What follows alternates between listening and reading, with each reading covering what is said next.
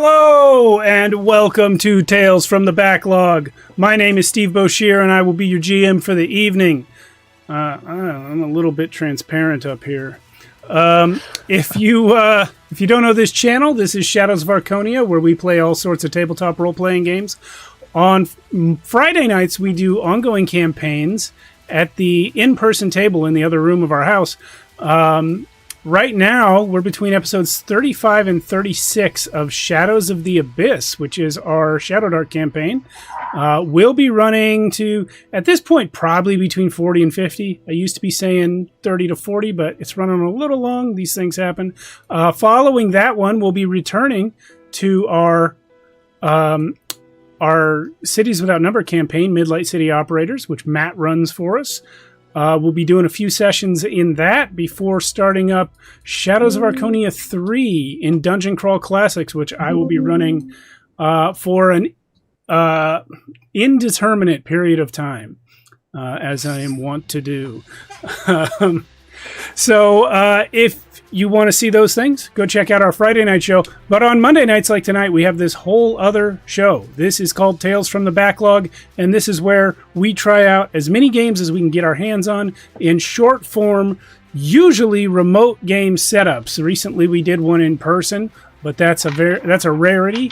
Normally we do like this, where people aren't even in the same building or the same state. So tonight, we're playing Knightcore.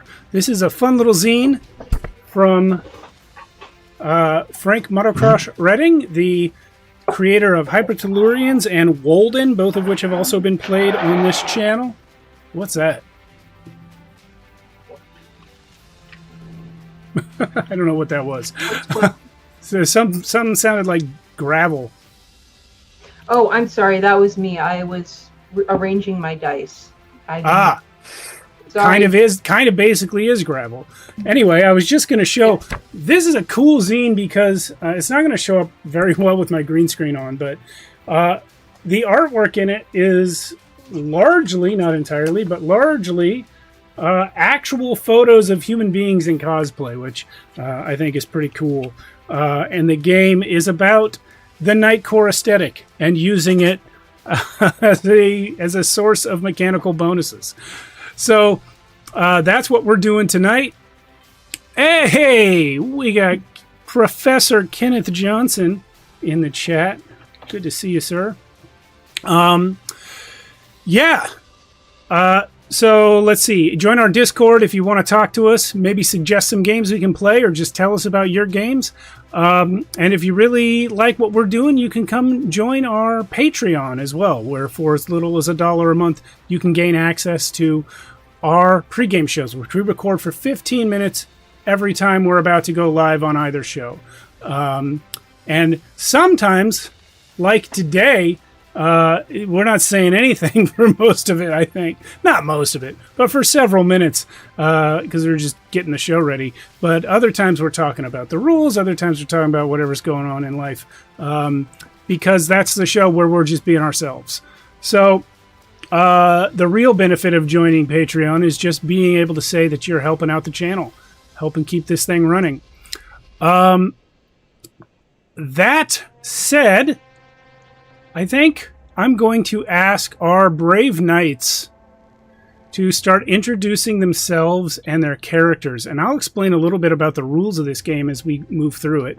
But for now, let's start with Sarah and go around. All right. Well, I am Sarah, and tonight I am playing Lady Alice of the Marches. Lady Alice is the tank of the party, having taken on the trait Glutton for Punishment, which gives me extra HP.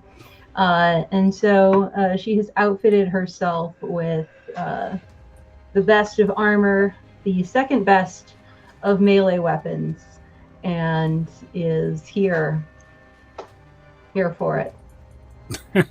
All right. Hello, I'm Yuri. I am playing the Radiant Lady Seraphina Yoon of House Burgundy.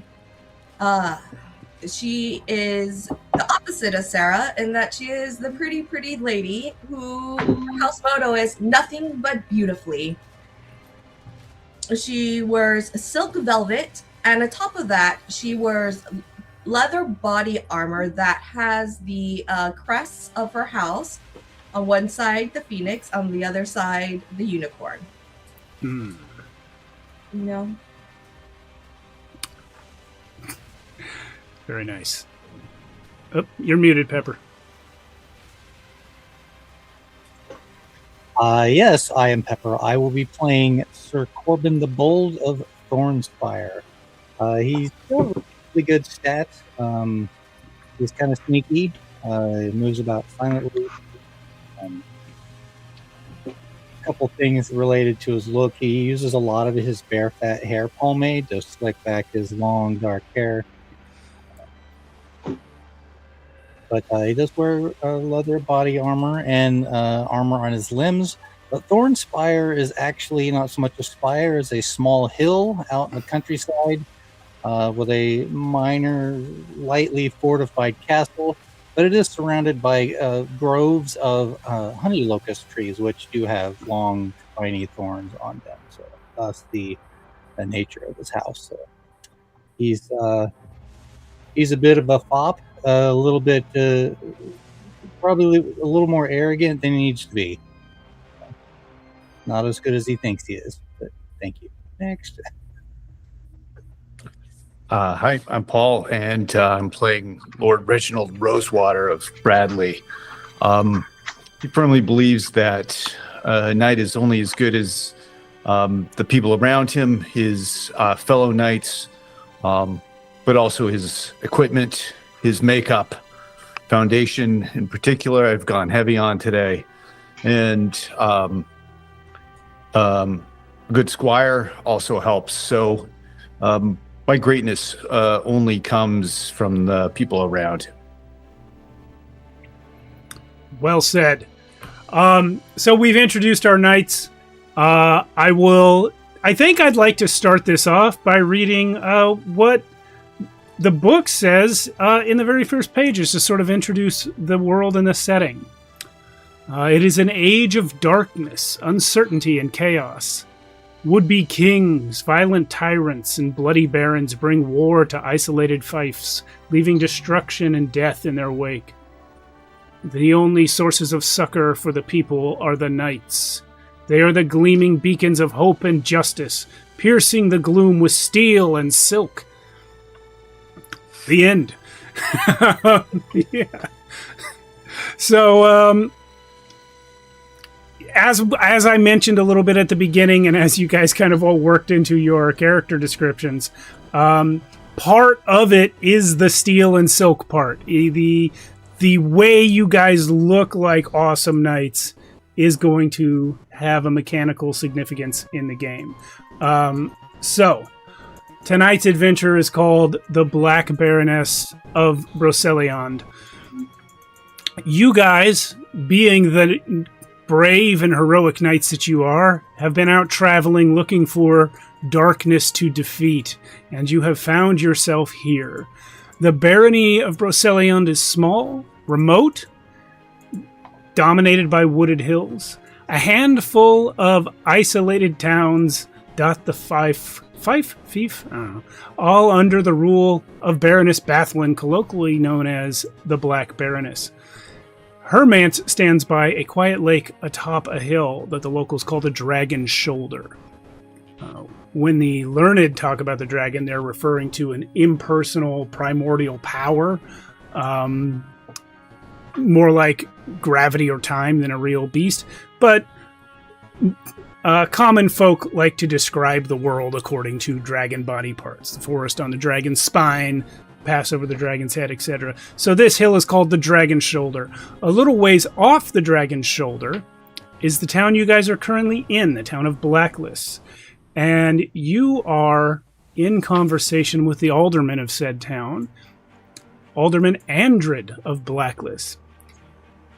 He is saying to you, "Oh, great, noble lords and ladies, thank you for coming to our fair town. We are much put upon. The Baroness, the Black Baroness, demands tribute each season. 2 of our newly come-of-age youths. Most never come back. We must put a stop to this, but we have no power to fight. He's going to turn to a young girl that's standing there. Isn't that right, Aveline? You were there, but you came back changed, like all those who return. You've never been the same since. And she sort of like doesn't say anything, but just kind of nods and looks down. She's been looking down the whole time. She doesn't make eye contact with anyone. He steps in closer to you. Do you think there's one among your group that is standing forward in a manner, a leaderly or face man type of manner? I nominated the radiant lady. I accept as is due my position in life. I was going to say we should go with whoever has the highest radiance. I should have known. Yeah. So he'll... highest radiance? Yes, by a lot. He will lean in to you, Radiant Lady Seraphina, and say, we think the Baroness is probably a vampire and drinks the blood of our tributes. This explains why most don't return, and those who do come back changed. The wise Brycel over there, she did a soothcasting, but she said that the dragon remained quiet. Mind you, her goat gave sour milk the next day. You're our only hope, brave knights. You will be rewarded with whatever we can offer you. But be on your guards in the forest. Dark things attract their like, and the Baroness is darker than most. Fear not, my good alderman, for my brave companions and I are most up to this task. We will brave whatever dark denizens of this forest to question this Baroness and to seek freedom for your people, your villagers. Oh. Well, thank you. Nice. Is it...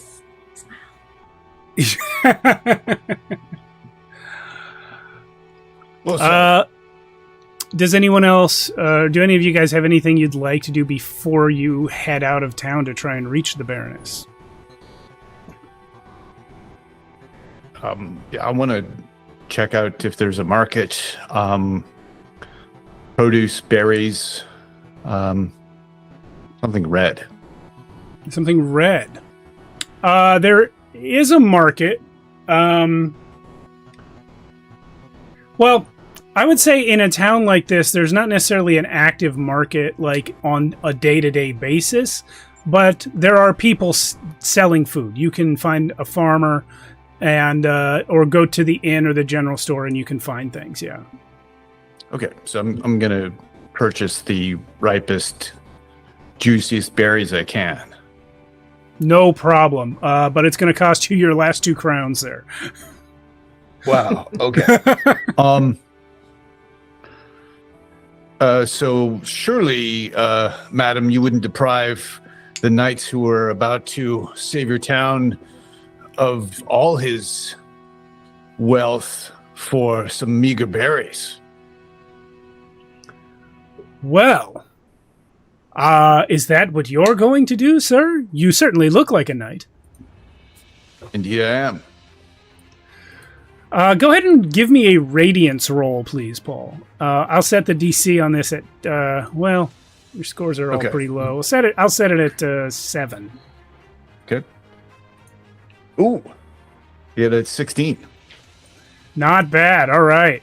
Yeah, so she gives you basically a handful of berries. Okay. Thank you.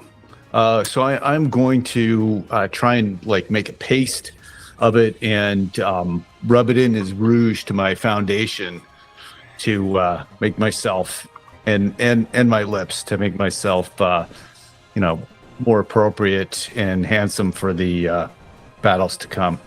Okay. I am going to say that I'm going to call for a roll to see if you can do this dexterously enough. We'll make it a precision roll.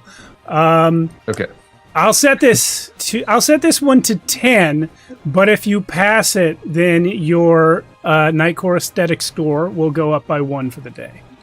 Okay, let's see. Oh, nope. I get a 5.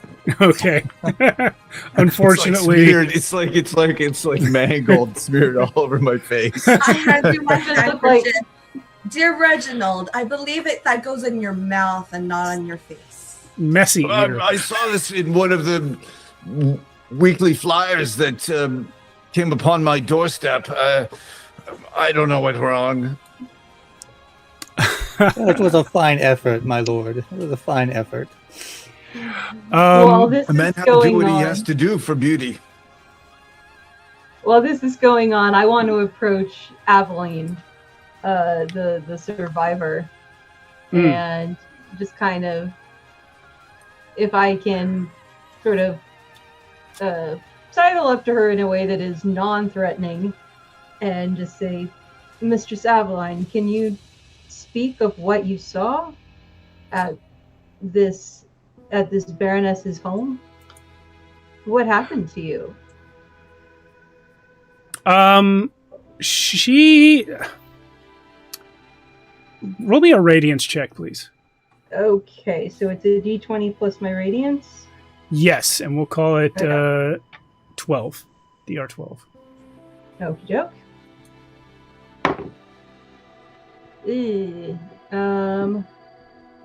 That is that's an 8, and I only Okay. have +1 to my radiance score and +1 from my armor, so it's only a 10. Okay, so she glances sort of up towards your face, but doesn't look you in the eye. Kind of glances around, her eyes settling on Andred for a moment, and then she kind of shakes her head and mumbles, "I don't remember," and walks away. Well, you gotta remember something. I look around and Corbin, you want to have a go? Oh, sure, why not? I mean, it's always worth an effort, I guess. So are you going to follow her then, Corbin?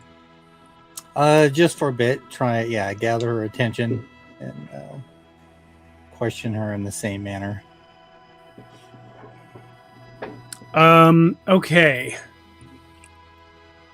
I will ask the same of you, please. Roll a radiance check, DR12.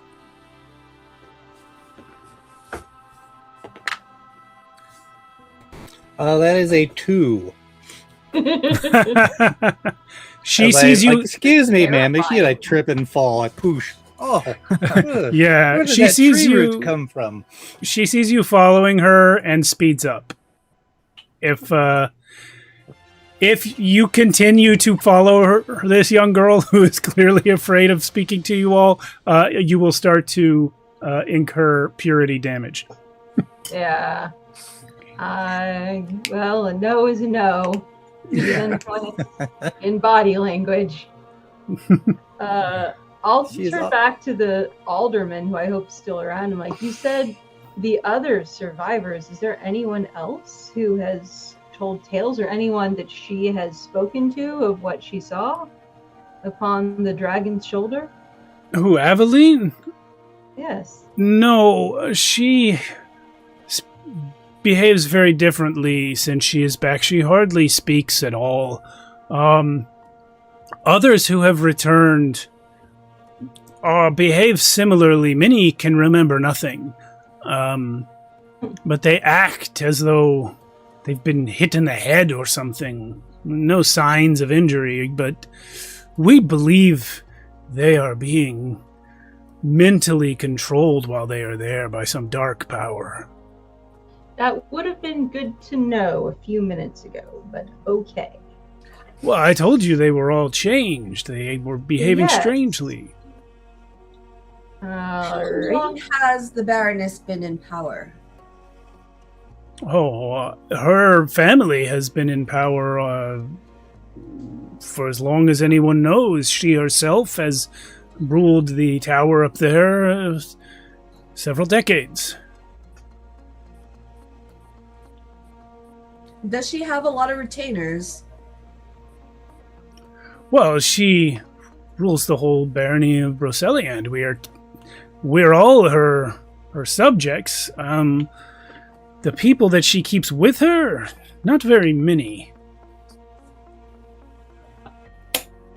How many? Is not many. Well, I don't get invited up there. I heard that she has a daughter,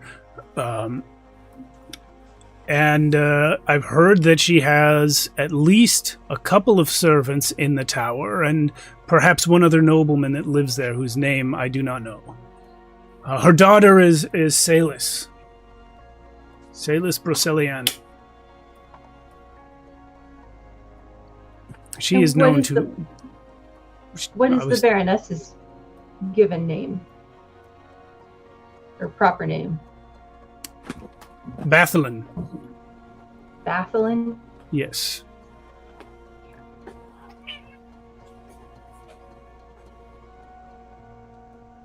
And this other nobleman, is this her husband, a consort, a prisoner?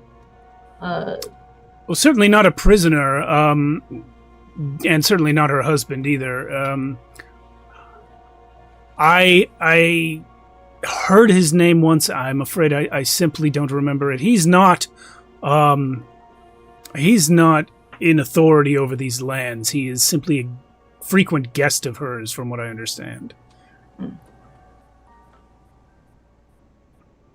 Uncle, grandpa, cousin, sibling? I'm simple townsfolk. All right. Who's the Lord's representative in this town? Perhaps we should counsel with them if we're dealing with somebody so evil. Well, we don't have a priest locally. The closest thing we have is Wise Brycel. Is a wise woman. She knows herb lore and several other means of divination. Her it was who tried to scry upon what happens at that tower, to no avail, I'm afraid. Sounds like a witch. Yes. Well, she doesn't go around turning people into frogs, if that's what you mean. I'll see She's about done. this.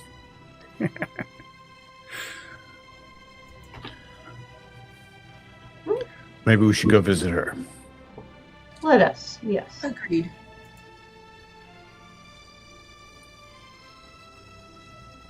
Okay. All right, let's So see. you're heading over to find Wise Brycel. So, Alderman Andra did gesture sort of towards her dwelling during the conversation. So, you can find your way there without much difficulty. Brycel is fidgety woman, smells like cheese and sage, maybe in her mid-40s. Sees you coming up. Says, "Hello? What's this, knights?" Yes, I am the radiant Lady Seraphina of House Burgundy. We come to seek answers regarding the Baroness. Say the name again? The radiant Lady Seraphina Yoon of House Burgundy. Are you hard of hearing, my dear woman? No, it's just the longest name anyone's ever said to me. Well, She left out part of it. Incredible. yes, I do have 5 other middle names, and I did not say anything about my heraldic symbols, which are obviously on my body armor, which you might be able to deduce. I'm Alice. We're here to, I guess we're here to kill the Baroness who's killing all your people. What can you What tell the- us about her? Killing our people? Well, I know she's some sort of dark enchantress. Oh, Andred believes she's a vampire, and he may be correct. I've tried soothcasting, but I'm afraid it did not go well. In my experience, if somebody's thought to be a vampire, they usually are a vampire. I smell sage and cheese. You know what goes well with that? Garlic. Do you have any?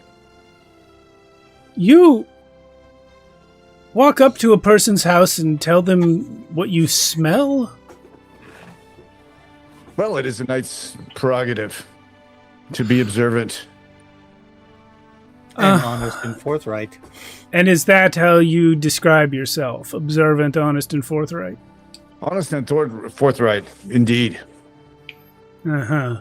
She All turns of us back to the ladies. So why have you come seeking poor Brycel? The alderman came to tell us of the tragedy of your young village folk, and we've come to give our assistance. What can you tell us of the victims? I'd like to have everyone roll a radiance check, DR 12. Ooh, 15, my friend. there we go. Also 15. Okay. A dirty -1. One would hope Yes. it's dirty. Yeah, what kind of dice is that? It was just a 1, yes. I think I burned all my luck creating the character. All those good dice rolls are now dead. Incredible. And as it happens, that's narratively the correct people to have successes and failures. Alice and Seraphina, you notice that when you mention Alderman Andred, Brycel rolls her eyes. And it's at this point that you sort of put together that she also is clearly positioned herself physically in a way where she's only interested in talking to you two and not the men. I sort of make little shooing movements to the gentleman to maybe back off a little. Yeah. Come on, Sir Corbin. We've got makeup to investigate. Yes. Fine. So when you're a knight, the men wear the makeup, huh? Lady Well- Seraphina wears makeup too. Haven't you noticed her eyeliner? It is on Yes, it's fleek. very well on done. fleek. Yes, On and point. there's a dual purpose that it gives me some sunshade and protects me from the evil eye. Oh, I've heard of this in one of my old texts. Well, what I spent all my money on this armor. Blink, blink. I see that you sent away the imbeciles. Did you have something to say in private? Yes, we wanted to know what you thought of the situation. Oh, I know not what to think. These children, they go up there and they come back stupefied. Andred fancies himself intelligent and in charge, but he doesn't know any more than anyone else. I have much knowledge of herb lore and other methods of learning the truth of things, but they've not availed me at all, so I don't know why he thinks he would figure something out that I couldn't, but he may nonetheless be correct about her being a vampire. Why do you say that? Because some do not return, most do, but some don't, and those that do seem off, as though something has been drained of them. We have found no marks on their skin, but there are many kinds of vampires. Indeed. And do they go willingly? Is the town forced to offer up? Yes, these are tributes demanded by the Baroness every year.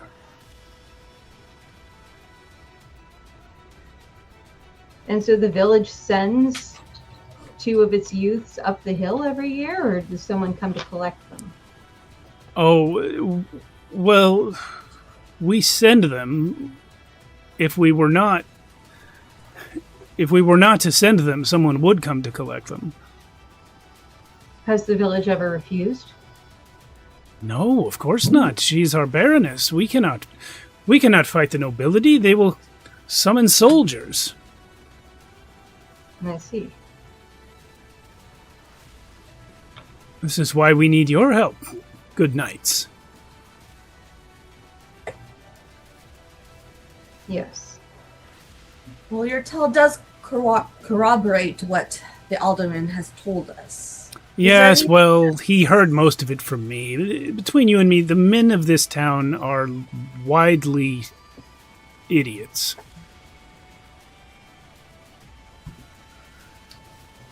Well, I will not gainsay that, but...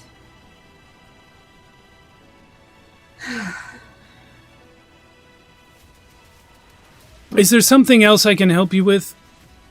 No, not unless you have any other advice or any... You said you were wise in herb craft. Lady Serafina is no weekend at that herself. Anything you'd advise us to take with us? Anything, any secret route, known to all the children up the back of the castle? Yeah, excuse me.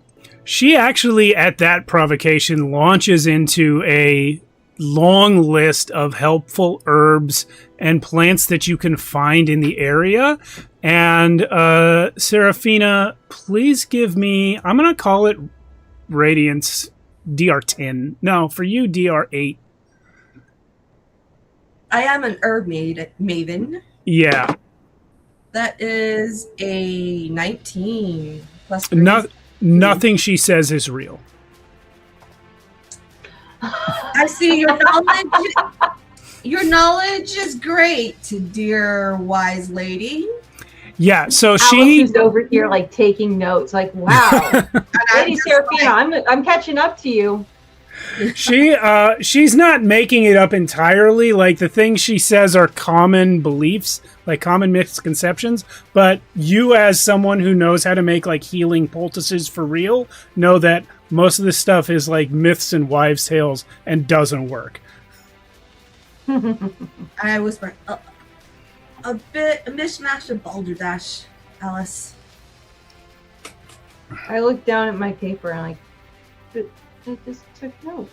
So, I can use that for toilet paper now. All right.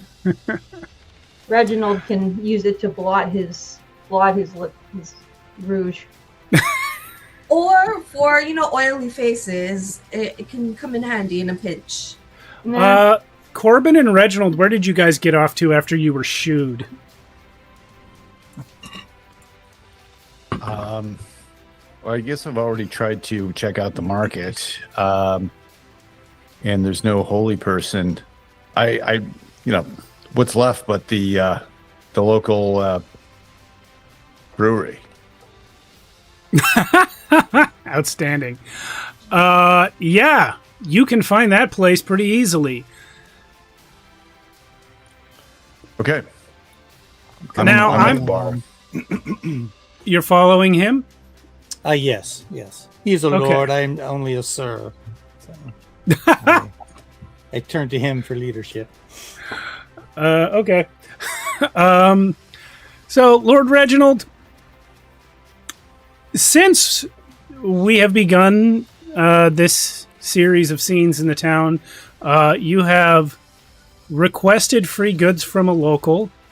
You have insisted upon your right to tell someone how they smell, and you have then immediately gone to the brewery. I'm going to dock you a purity. Really? Okay. Yeah.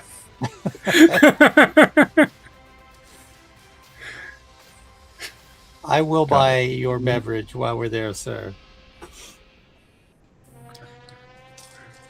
Thank you. Appreciate it. Yeah. We'll say that you can get both drinks for 1 crown. That's fine.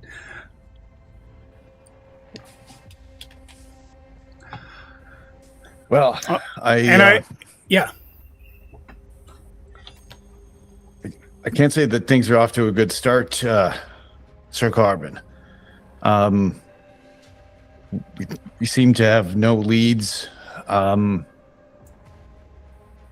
We were summarily rejected from the witch's house. What's a knight to do to get ahead?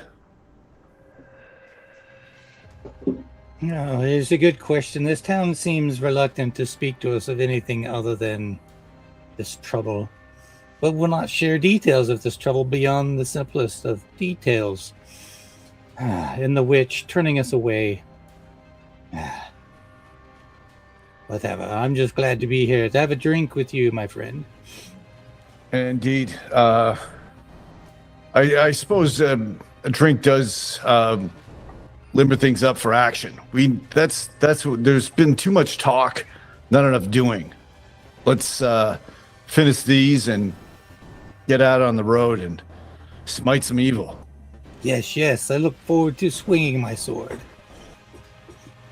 All right.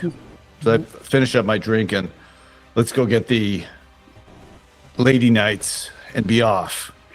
Yeah, we're now 2 Monty Python references deep in the chat. I just want to say hi to both Chris's, Lisa.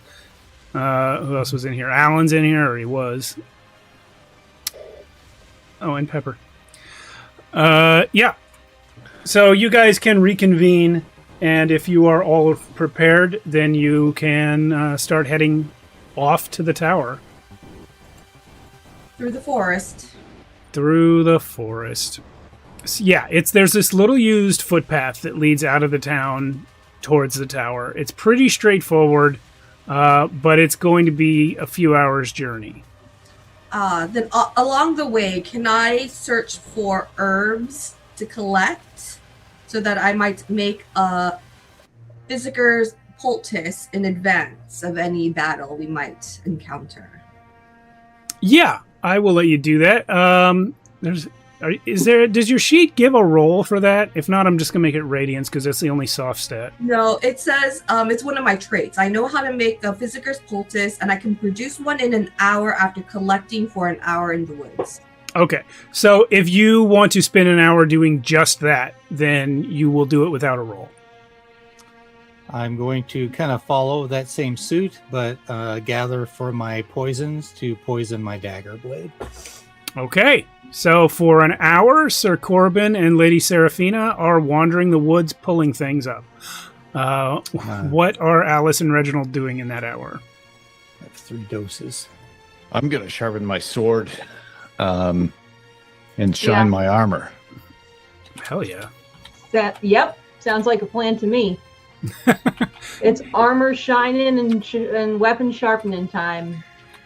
If you fits bump and we get to it. Yeah. Where are you guys going to be doing this? Somewhere very appropriately dramatic, like beside a gently trickling stream on like a mossy bed. Yes. I find a place underneath a tree where I'm in the shade, and there's a ray of light coming down onto my sword as I sharpen it, and I'm kind of like I got one of my legs up like Captain Morgan, like on the rock, and I'm sharpening my. All right. Yeah, you guys. I'm gonna be just because of that. I'm gonna give both of you a 1 point buff to your Knightcore aesthetic score. Nice. That will wear off at the end of the day. Okay. But a lot of people saw that. You guys were very visible. And when the hour is up, you guys have your healing potions and your poisons. And our buff. And you guys have a buff, yeah.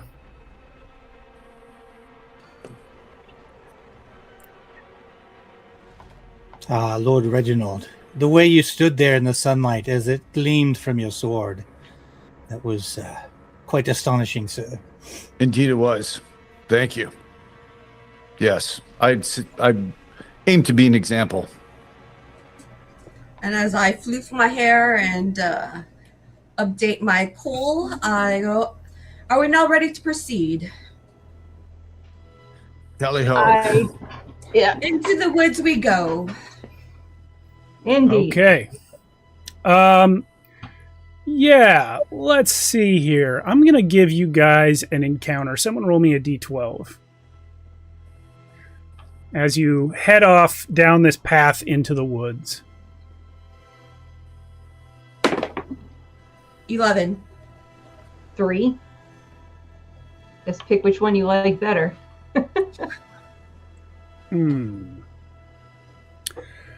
Okay.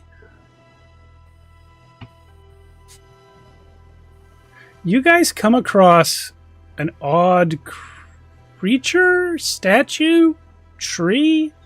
It is hard to say. It's a little bit off the path. You only notice it by chance. You might well have walked right past. There is a hollowed and twisted sort of wooden thing, almost in the shape of a man. But their bark is splitting. And if you approach and look closely, there are human bones inside, as though it's a human skeleton with wooden flesh. Is there a knowledge check that we can roll?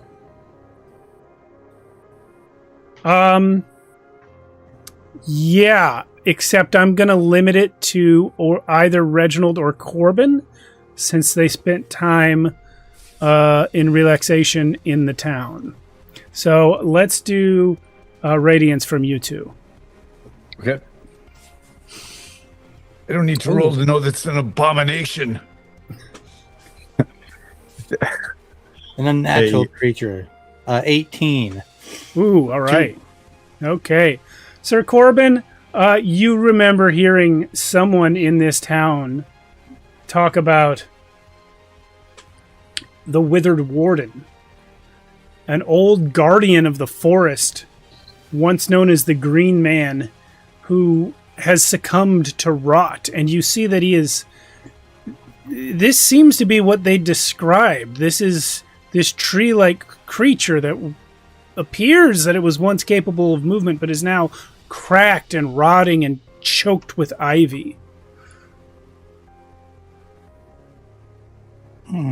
Yes. I do recall the townsfolk describing this very thing. They did not have much to say about whether it was good or evil, but it definitely looks like an abomination, as you said, Lord Reginald. Come, Corbin, let's put it out of its misery. Yes. Wait.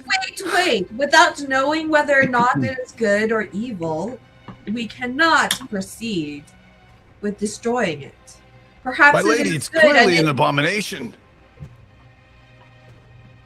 Or perhaps it just needs some help. I'm gonna go, do you need help, Withered Green Man? Perhaps. Well, how would you suggest we help it? You hear a creaking of the wood as though it were simply blowing in the wind, but it sounds almost like words, and it says, "Gravy." Gravy? Gravy? It's a gravy. Nope. It says, Want some sauce? Ivy. Oh, that makes more sense. Yeah. Yes. All Well, right. Well, There is. shall we can let clear- it loose and see if it tries to kill us? what I will say the stand- rest of I will stand here and prepare for an attack. You clear the ivy, and if it lurches toward you, I will smite it. Well, let it not be said that I never do anything beautifully, and I take out my little dagger and I start cutting away the ivy. to free the creature. Reginald, you seem pretty set on fighting it. Are you going to allow the creature to be freed? I just wanted to flash my sword around mostly, and so I can do that on the ivy as well. Very flashy you are, indeed. Outstanding. Yeah. And Corbin is prepared to come to your defense if anything happens. Alice, what are you doing? I've got a going with a mace for my my steel melee weapon. So Okay. I'm going to be sort of knocking down the thicker vines, sort of chopping them against where they, not against the remains of this creature itself, but against the ground, sort of breaking the thicker vines against the ground, against the tree trunks around to help my friends sort of get this creature loose. Can I ask, you said there were bones inside of it. Am I right that these look like its own bones, as in its own skeleton? Not Yes. like, okay, That's not like correct. it's been eating. Okay. Yeah, it's Alrighty. not been snatching up hobbits. Yeah. Yeah, you guys go to work, and the three of you chop ivy and break the roots of the ivy, and it's hard work. This is thick, heavy amounts of ivy, and there is rot in the wood because of how long it's just been sitting here. But as you guys spend probably 10, 20 minutes just cleaning it off, eventually you get the impression as this thing starts to move and it creaks and makes the sound of like wood under stress. You get the impression of if this were a person, it would be collapsing to its knees right now.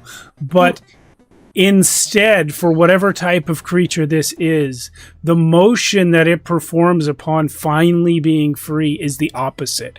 It stretches upward and it raises its arms to the sky and stands like a tree for a moment, and then lowers its arms and looks at all of you and sort of like shakes loose the last of the ivy that was choking it, and the dust and dirt falls from it. And it looks down at all of you, and now that it's moving under its own power, it really comes home to you. This thing is enormous. If it were to fight you, it would not be good. But instead, it bows to you and then turns and stomps off into the forest. Everyone, take 1 purity, please. All right. As it leaves, I bow back. You have redeemed the Green Man. We have to get through a bunch of zeros before we get to +2, don't we?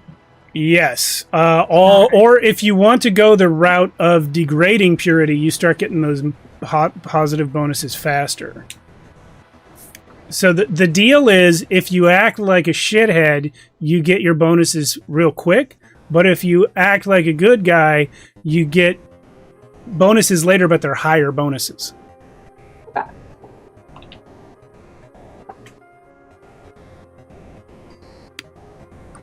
All right. Onward. Indeed. Indeed. So you guys press on, and eventually you come to the ravine. There's a shallow ravine here, and in the town you were sort of told to look out for a couple of landmarks on your way. The first one is this ravine. The next one's going to be a crossroads. But yeah, it's a shallow ravine. It runs across the path, stretches farther than you can see left or right off into the trees.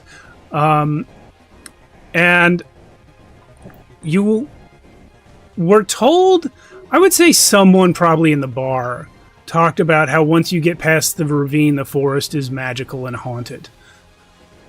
But the ravine itself, it does not appear to be too deep or too steep. You could probably just sort of step down into it and come out the other side.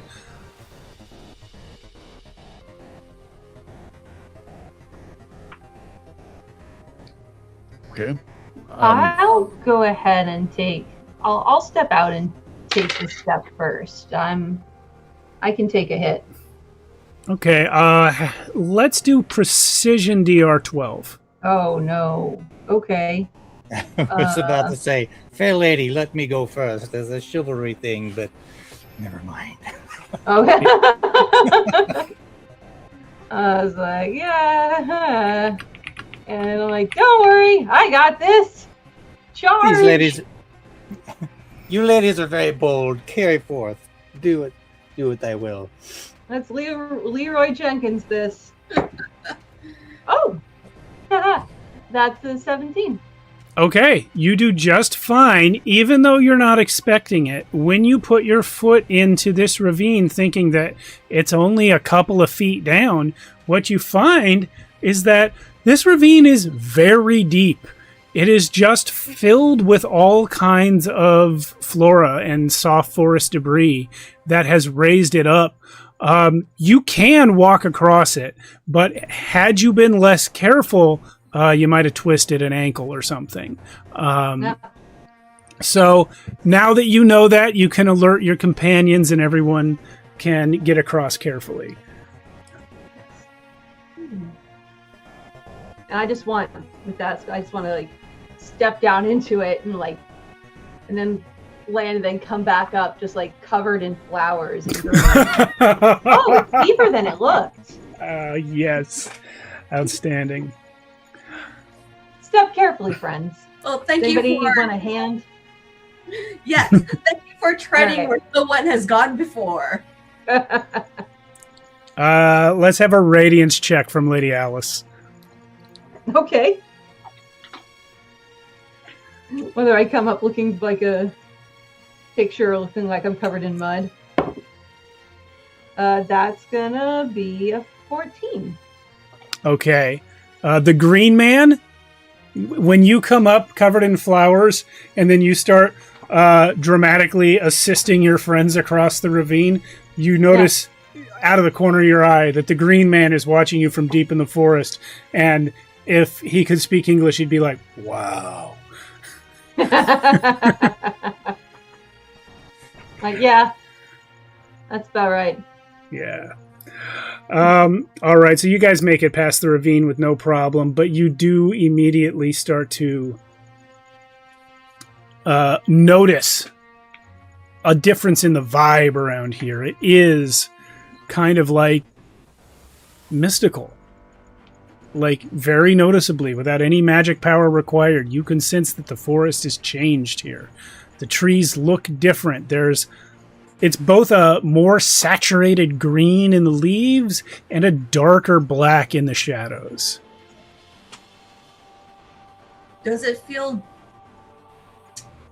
friendly, dangerous, evil? The word I would use is numinous.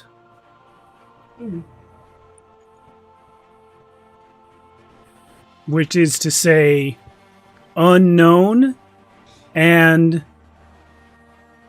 you feel that it is important and powerful, but good, bad, helpful, scary are beyond your grasp.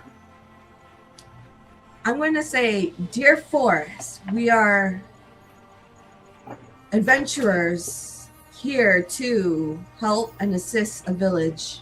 We ask your permission to pass. There is no response, but well, there's no response at first. But then your attention goes to a faint sound that you're pretty sure you were already hearing, but just hadn't noticed. It is the sound of running water.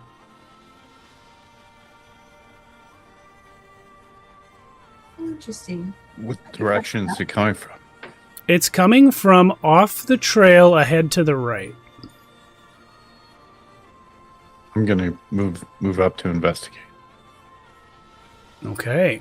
You find a brook with crystal clear water flowing through it over a very picturesque little scene of, perfectly gray, round rocks. You couldn't landscape it better. I'm going to majestically pose with my sword and wait for the others to catch up to me. It's beautiful over here. Quite like myself.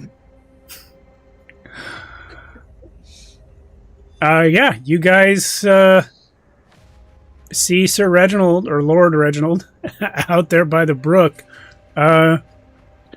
Just Doing like a Gaston. Yep. give me a radiance check. Oh man, 3. Your shirt is untucked in the back, and everyone sees it but you.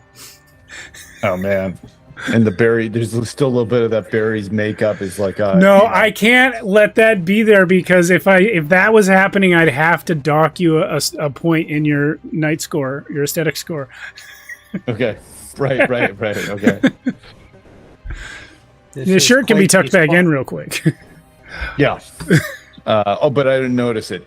Okay. Yeah.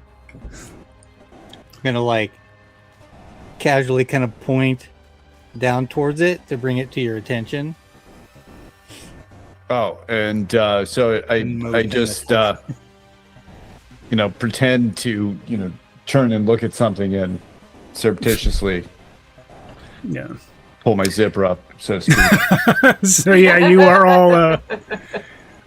I'm going to look into the water to see if there's any steel parts, just to make sure that my eyeliner is still in place. Yeah, if you look around a little bit, you can find a little sort of like area where it's pooling up and is kind of still, and you look great. Well, thank you. Thank you. Yeah, you're both welcome. Oh, okay. Oh, you're sorry. Reginald just assumed you were talking to him. Who? That narrator's voice that's coming out of nowhere. Like, did you hear that? This is quite the spot here. It's nice. I could find myself resting here for the entire day. Is it not time for a rest, or we still have further to walk, I assume? Well, it is a wonderful picnic spot, from what I can tell. Perfect place to sharpen your mace. Yes, You think that one through. Is it a flanged mace? Yeah. A spiked one? Yes, a spiked mace. Yes. Okay, you can sharpen those. This forest has an odd feeling about it, though. I'm not sure if I trust such comforting glades such as this. I'm gonna throw some stones into that pool, see if anything happens. No, nothing happens. It's safe. But I'll say this. When you throw the stones in, each one that you throw seems to land in the best possible spot that it could land aesthetically to make the stream look slightly better. I do have that touch. I'm not surprised. Well known for it. You're a good tosser, is Are what we? you're saying. So about you're time. about halfway. You're about a third of the way there. It's probably early afternoon at this point. This place is beautiful, but I feel we should travel on a little closer. There's still much daylight. Let's have a simple luck check. Everyone roll. Tell me if you get higher or lower than 10. Or exactly 10. 16. Higher. Lower. Lower. Okay. Corbin and Alice, your water skins are empty. Or nearly so. Oh. Let's get some water. Yeah. Oh, so we'll just replenish my supply. Uh-huh. There you go. I'll just take a big gulp right now. What's your HP? I guess you might as well, because it's right here. We could replenish again. Roll me a d4, Immediately. please. Oh boy. 1. You guys look as Corbin and Alice fill their water skins, and then Alice takes a swig, and then suddenly something real odd happens as she lifts it up. Sometimes you get this moment of perfect beauty in your life. You just see something and you're like, whoa. It's just things just lined up exactly right. Kind of like when you threw the rocks into the stream. Alice, when you go back to drink this water, there's a little bit of a breeze. And are you wearing a scarf? Yeah. Yeah, your hair and your scarf sort of get blown out in this perfect aesthetic pose, and you start to move almost in slow motion as you take this swig of water, and you rolled a 1? Yep. Add that to your purity. Okay. I look on in awe, like, oh, Lady Allison. This is like the first time I've ever seen you. I'm seeing you in an entirely different light. I burp really loudly. What? Yes, and that ruined it. What? Moment ruined, what? yes. Did something happen? Did Reginald do something? I missed it. Completely unaware. Yeah, but you do feel slightly purer. The water did it. Yeah.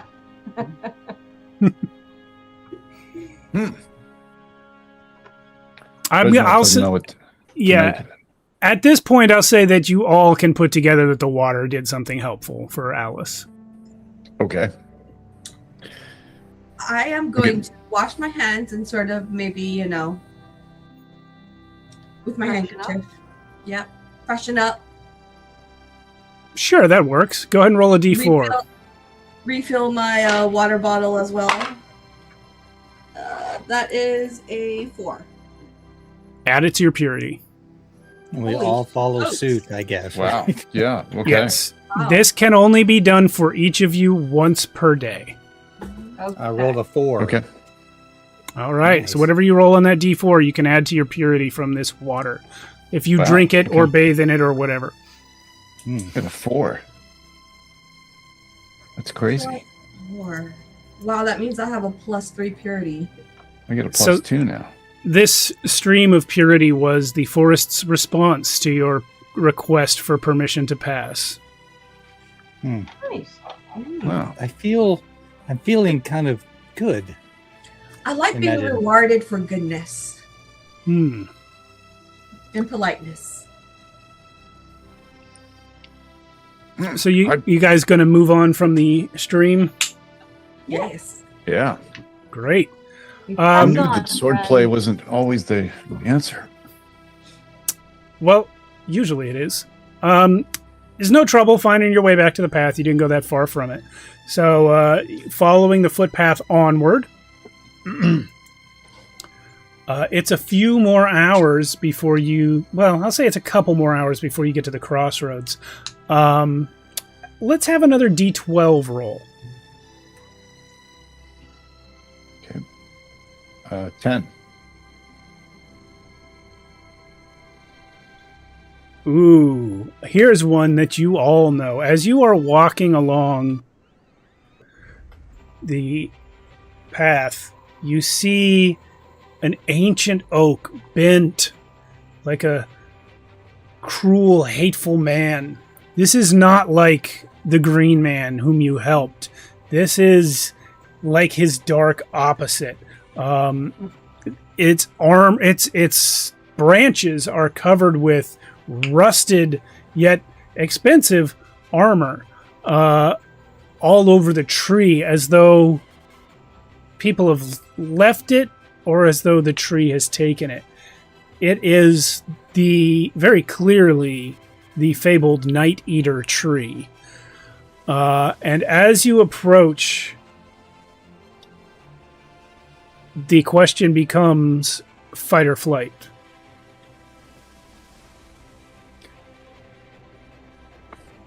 That looks like a lot of armor that this creature is robbed from our fellow knights. Why give him more? Yes. Perhaps we deal with this on our way back. Right This now is- we have a village to defend. I say we deal with that first. But if we don't Indeed. vanquish it now, it might injure or kill or hurt another person before we might return. If we spend our strength against it now, we may not have what we need. We've made a promise to the people of the village. Their children are at risk. There's greater glory in slaying vampires than trees. Alleged vampires. Corbin. As much as I would like to chop this down and rid it of its threat, I agree. We'll finish it off when we come back. Yes. Those of you saying we'll fight it later, you gotta be at least half bullshitting. This thing is huge and obviously outclasses you. It is. I mean, it's literally covered in like plate armor, like better armor than any of you have is all over this thing as trophies of its previous victories. And it's a friggin' tree. It would be very difficult for you to fight. So flight is your choice and is probably the correct one. Yes. Run away. Maybe if we level these characters up in a future session. Running away, good plan. I guess to live and fight another day, although my soul hates it. Yeah, one thing that the book suggests I do to warn you guys how dangerous an opponent may be is to read you the conditions it can impose on you. There are 3 suggested here. Hang marks, like around your neck, out cold, or Night Eater's new trophy. Yeah. Yep. Yeah. Well, I never wanted to be a trophy tree. Yeah. No. So well done. I don't know how to fight a tree either, guys. So off you go. Fire. Lots of fire. Running up the path. Yeah. After a few minutes, you've made it far enough that you can stop running. Yeah. And you do, in fact, come to the crossroads. So just before the hill starts to turn steeper, there's an even lesser used footpath that branches off to the side. There's a mossy sign here that declares this to lead to the Bryceliande graveyard. And you do, in fact, from where you are, see old, deep footprints coming down from the hill and turning to go towards the graveyard. To the graveyard? Sorry? To the graveyard, yes. Okay.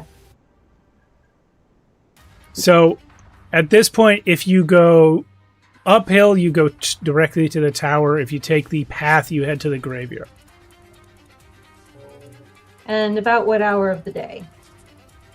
It is probably half an hour before sundown. No, it's probably an hour before sundown. And how far are we from the Dragon's Shoulder? This is it. This hill is that you could go up is it. What do you say, friends? Do we beard the Baroness in her castle now, or do we sleep and wait until sunrise? Vampires are strongest at night if she is a vampire. So Yes. they say. And people are strongest in the day. Including us. Do we rest here at the graveyard or maybe a little bit more off the beaten I path? would say not the graveyard. I just can't see any reason. Just that feels like tempting fate. I don't know. It's the point of interest that I think may give us something, an edge against our enemy. What's the harm of checking it out? It couldn't be any worse than what awaits us. Well, seeing that it is an hour before sundown, perhaps we investigate for just this 1 hour. I say an investigation would be helpful. If we can find some additional information or a crypt that we can hide in overnight.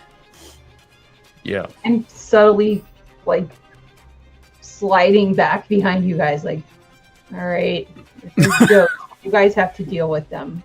I don't do ghosts. All right. So it's a few minutes walk from here to the graveyard. It probably occurs to at least one of you that these really deep footprints in rows coming down from the tower to the graveyard are probably those of pallbearers. When they come to lay the Bryceliande to rest, that's why the footprints are so deep. They're carrying a heavy load. Eventually, you find nestled in the base of the hill their graveyard, the Bryceliande's family graveyard. There are headstones sort of scattered around for valued servants and friends. The family itself is likely in the mausoleum that you can see built directly into a steep, rocky outcropping of the hill. So there's about a dozen headstones around, dating back about 200 years at most. And then the mausoleum is a stone structure. It's basically just a door in the face of the hill, but it comes out a little bit, like a little building and then the hill. I want to examine the opening. Is it recently been entered? Can I tell? You can tell, and it has not recently been opened. Okay. What's the freshest grave? There's someone called Ladine from about 5 years ago. A servant, probably. And what about the foot tracks? Did they look like they're 5 years old? There's, centuries worth of them. They're so deep, and the mud here sort of dried them in place. Okay.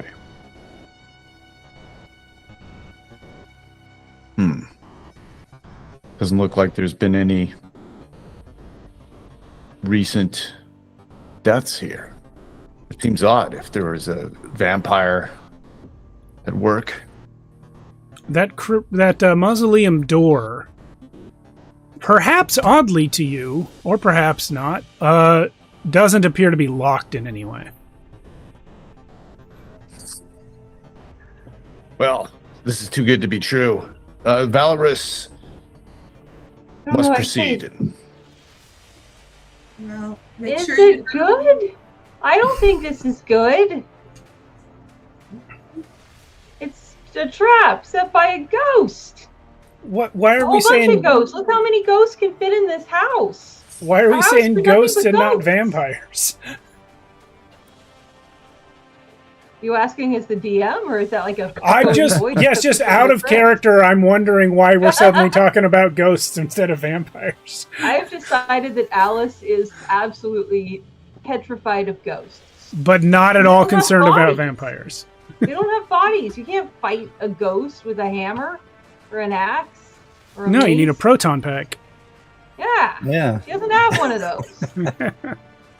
Do we Gotta know get to, like, vampire 7 purity before you get lore a enough proton to pack. to like think to bring a stake with us, or Yeah, I'd say you know as much about vampire lore as, your average person would in real life, except you've never seen Twilight. Thank goodness. all right. So I'm gonna look around for some sort of wooden stake, and then I'm gonna open that door. Finding a wooden stake in a forest is trivial. Child's play. Yeah. As I do it, I go, child's play. And then I walk over to the door and Well, make sure you knock first. Oh, yes, there may be a vampire inside that will open Knocking it is for us. the meek and meager. I just open it up. Okay. What you see inside is a series of crypts in a kind of a cross shape. What you're standing in front of... Maybe I should capture this. No, I should not. But what you're standing in front of is one end of the cross, the door. So there's basically 4 crypts. You're in front of one, then it narrows to a little bit of a hallway, and then on the other side there is another crypt. And then off to both sides, left and right from the center, it goes to 2 more. And there are about 8 tombs in each of these crypts. Okay. Or sarcophagi. It's the light situation. Now it's visible in here because you've opened the door. There are no lights on for the dead. Anyone have a torch? Are there? I left it in my other game. All right. Yeah, we need it there. Don't give it. The dust on the floor, is there any indication that the dust has been stirred up recently other than our current footprints? Roll a radiance check on that, please.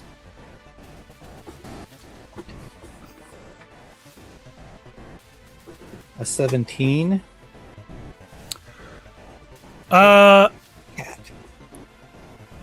So the best that you can see is that there are certain marks in the dust in certain areas where it looks like people or animals or something have moved around.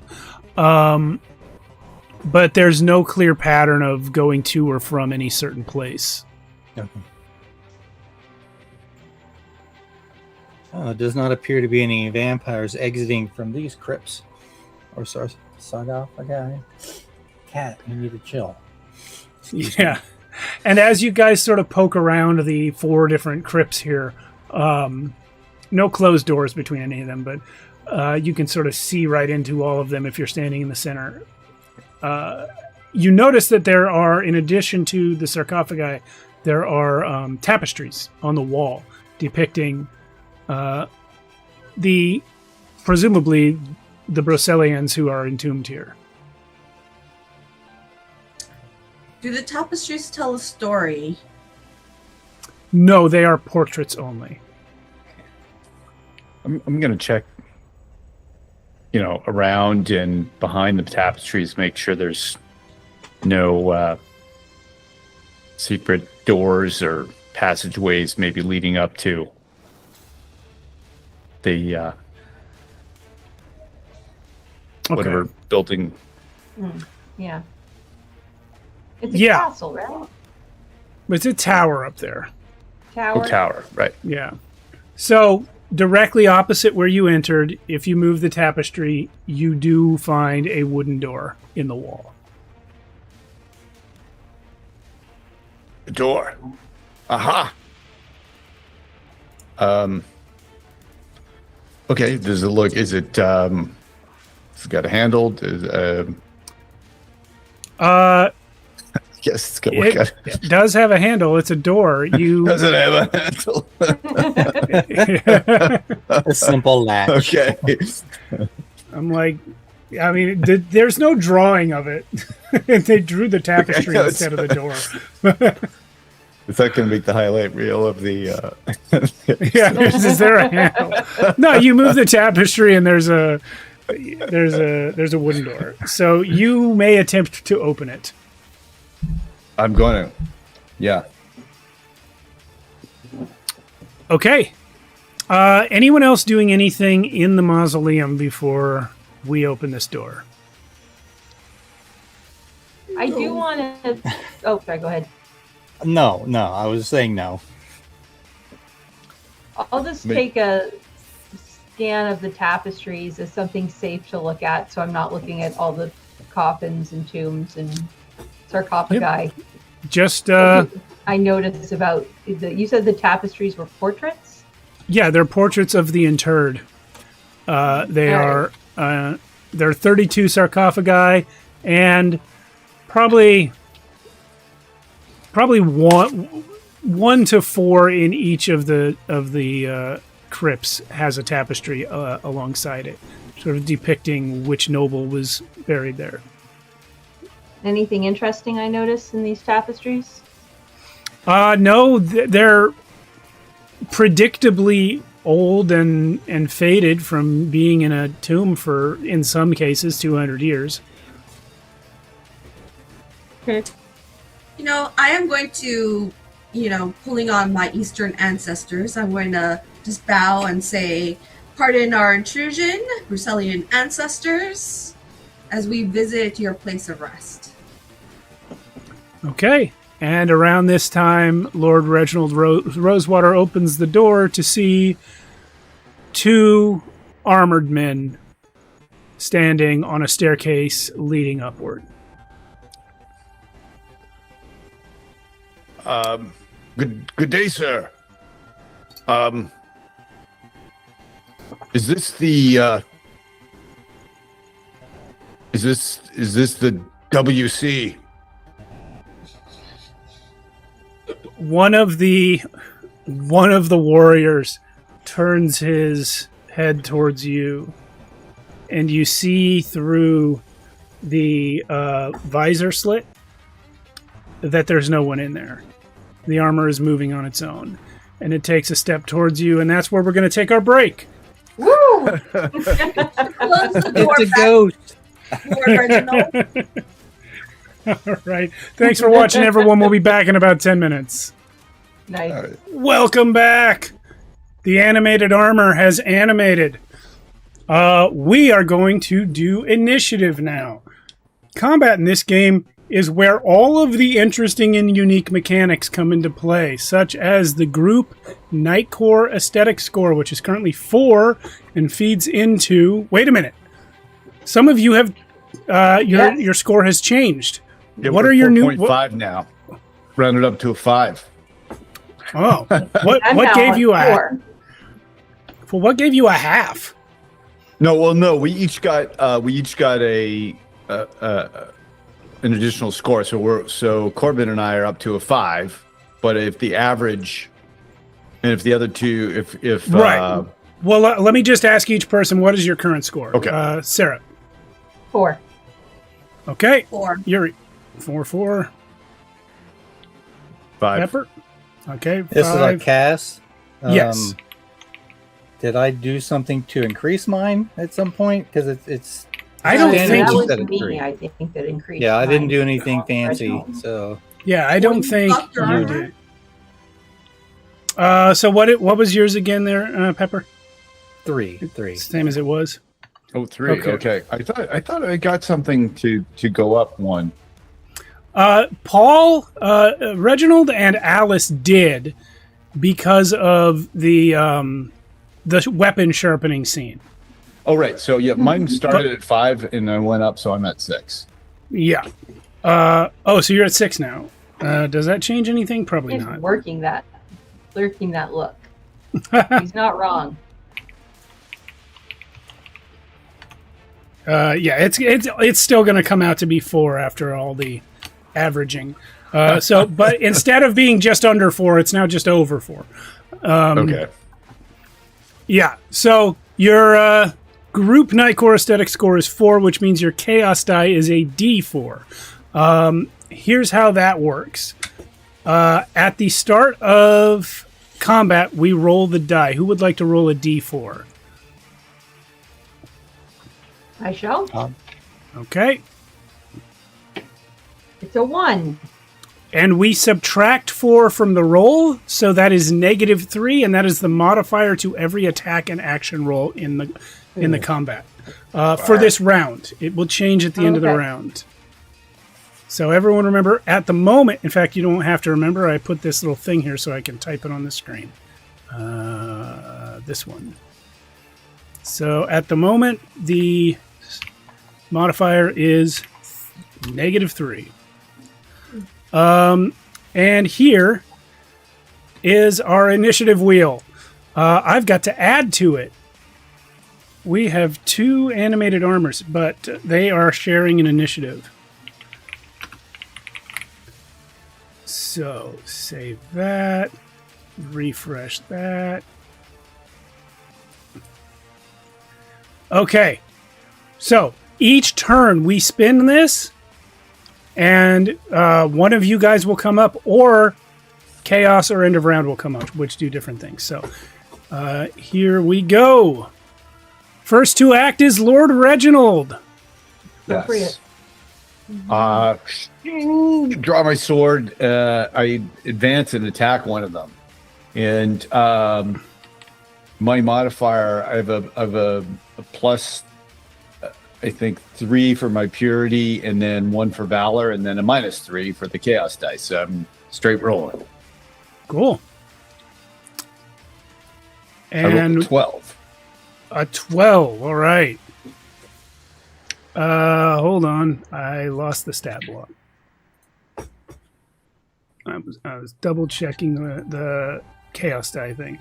There you go. 12 does not hit, unfortunately. Yeah, my sword scrapes off the wall. But you inflict damage anyway with that weapon. Oh, that's right. 1. Okay, so it's only a 1 without hitting. On a miss, you do 1. There it is. So this, of the 2, you've hurt one of them. Okay. Great. Okay. We're going to see whose turn it is now.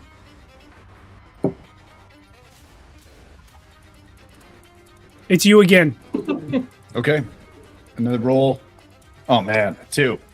That do another 1 damage to my sword keeps on like scraping against the wall. Okay. This indoor fighting. You may move if you wish. Okay.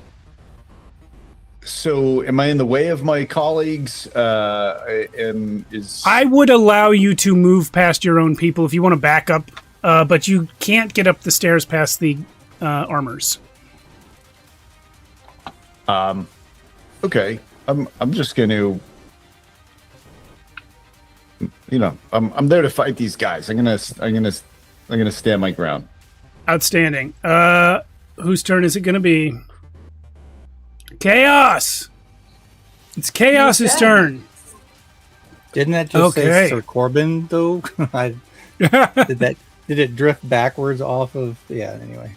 No. Okay. So all this means is, I believe all it means is that we re-roll the chaos die. So, you know what? Let's just go clockwise. Yuri, why don't you roll a d4 again? 2.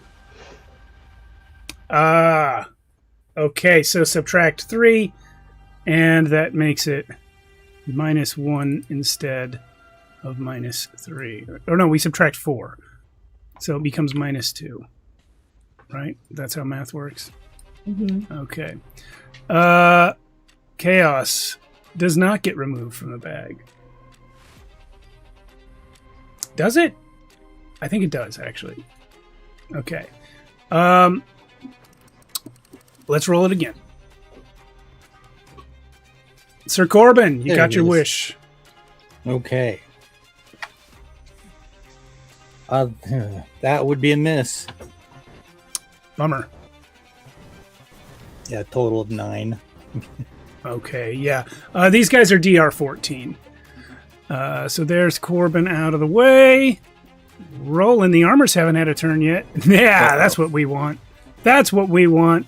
They're both going to go. So the first one is the one that already took a step towards Reginald and was attacked by him twice. So please roll defense. Okay. That is your precision score. Plus your armor rating, right? Plus my okay. Armor soaks damage. Soaks damage. Got it. Yeah. A 1. Okay. 1. Yeah, you are going to get hit. regardless. Did you remember to apply your purity? You're not going to get up to 14 anyway, but yeah. So I didn't, but so then it's going to be a 3. okay. So I'm going to roll damage on you. Oh gosh, this die is messed up. That's a 6. 6 hit point damage. Okay. I get my body armor. I believe is +2. Yeah, you have 2 checks in that, so that'll become 4 damage. And it will it also damages. You can decide sort of what piece of your armor or clothing takes the cast damage, because it is going to do 1 Knightcore aesthetic score damage to you. And as it turns out, I'm not crying out because I took a hit. It's that my fine linen clothes have been torn, and I'm lamenting their sullied state. Oof, bummer. All right, let's see who's next. Oh, no. We got one more armor that's got to go. He's going to step up to... I think it was Corbin that tried to attack. This guy's going to step up and attack Sir Corbin. Please roll defense. Oh, that is not good. Okay. So same deal. I'm going to roll a d10 on you. This time, only 1 hit point damage, but also 1 cast damage. All right, so my armor soaks the damage, right? So I don't actually take HP damage. Correct. But I do lose my fine linen clothing has also been damaged, so. Yeah. Let's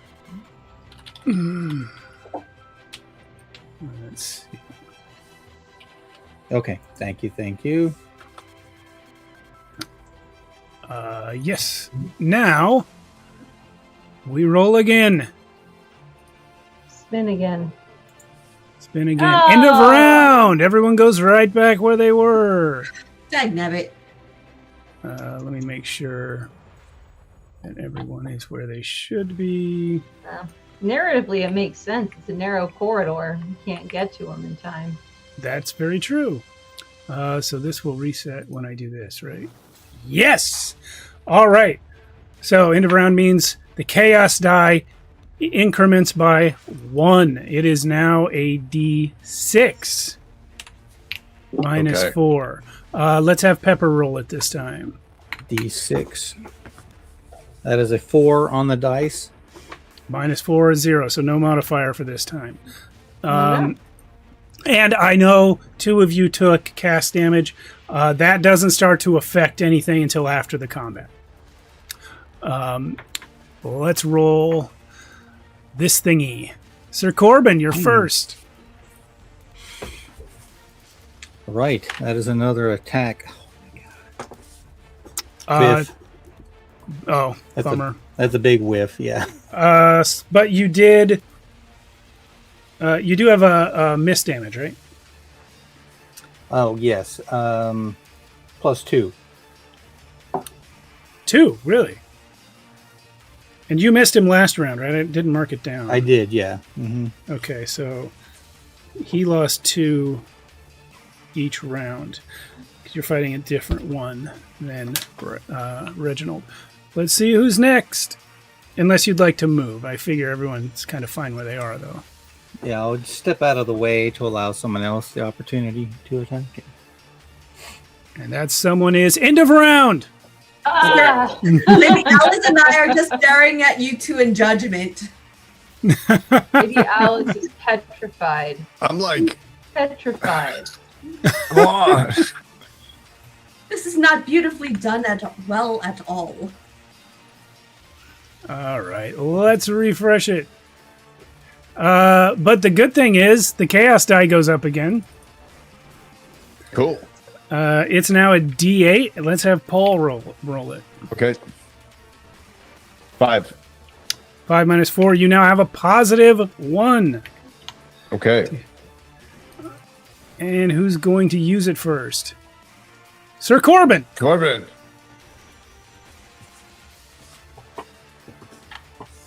Jiminy Christmas. Another Miss. whiff. Another whiff, but not really. Not really. You're whittling him down. Don't worry. Let's see who's next. Chaos. We re-roll it. Sarah, roll it. Roll that D6 or D8 now. Sarah. Oh, me? Okay. Yep. We're gonna go in order here. 1. 1 minus 4.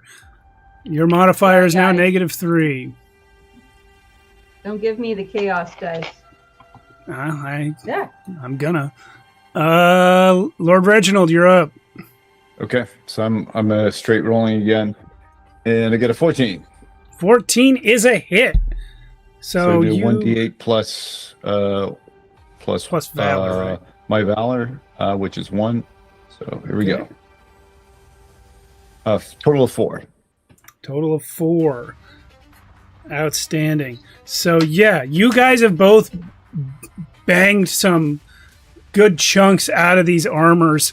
In fact, I'll say on this last series of blows when they both each took a hit, that you knocked both of their helmets off, Corbin and Reginald.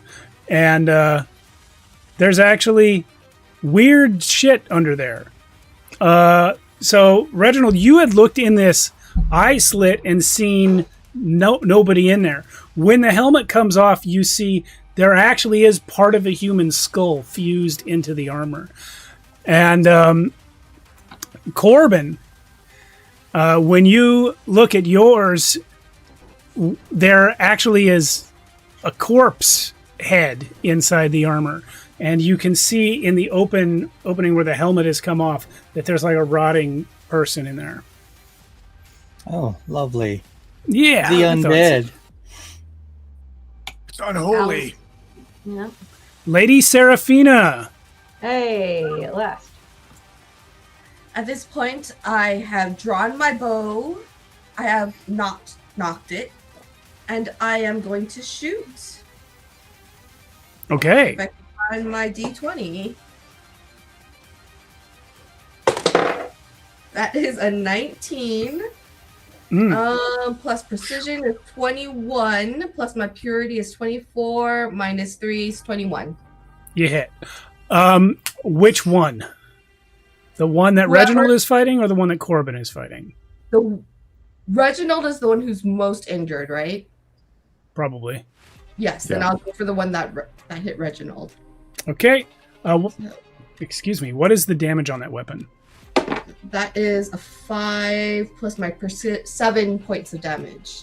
That armor collapses to the floor, destroyed. And you see me flourish and go, and that is, my dear friends, is how it is done. He's doing some Hawkeye shit in the back. Mm-hmm. Yeah. Let's go. Lord Reginald. Okay, I'm gonna attack the remaining one, and I get just a 12. Okay. Miss. So your miss damage is Just 1. One. Yeah. Who's next? Lady Alice. Yay! Finally. Finally! So there's only one suit of armor left, right? Correct. I just die again. So Okay. I'll roll the, melee Yeah, you got to roll attack. dice about that. Yeah, let's roll dice about that. Not great. So it's let's see, that's a 10, and then I get to add my valor and my Purity. But you subtract the purity is chaos still at die. 0. And yeah, so I don't hit. Okay. But what is your miss damage? Where do I find my It's miss on damage? it's on the weapon. It's Every probably- weapon says hit, number, miss, different thing. It's probably Okay, plus hold on. 2, like mine, if it's the steel high valor. melee. Yeah, it's the Yeah, a whatever steel your melee weapon is everything except this. steel melee weapon just the deals miss your is damage. valor. Your valor. Sorry, the yeah. miss is valor. And what is your Valor score? My Valor is 1. Okay, so you deal 1.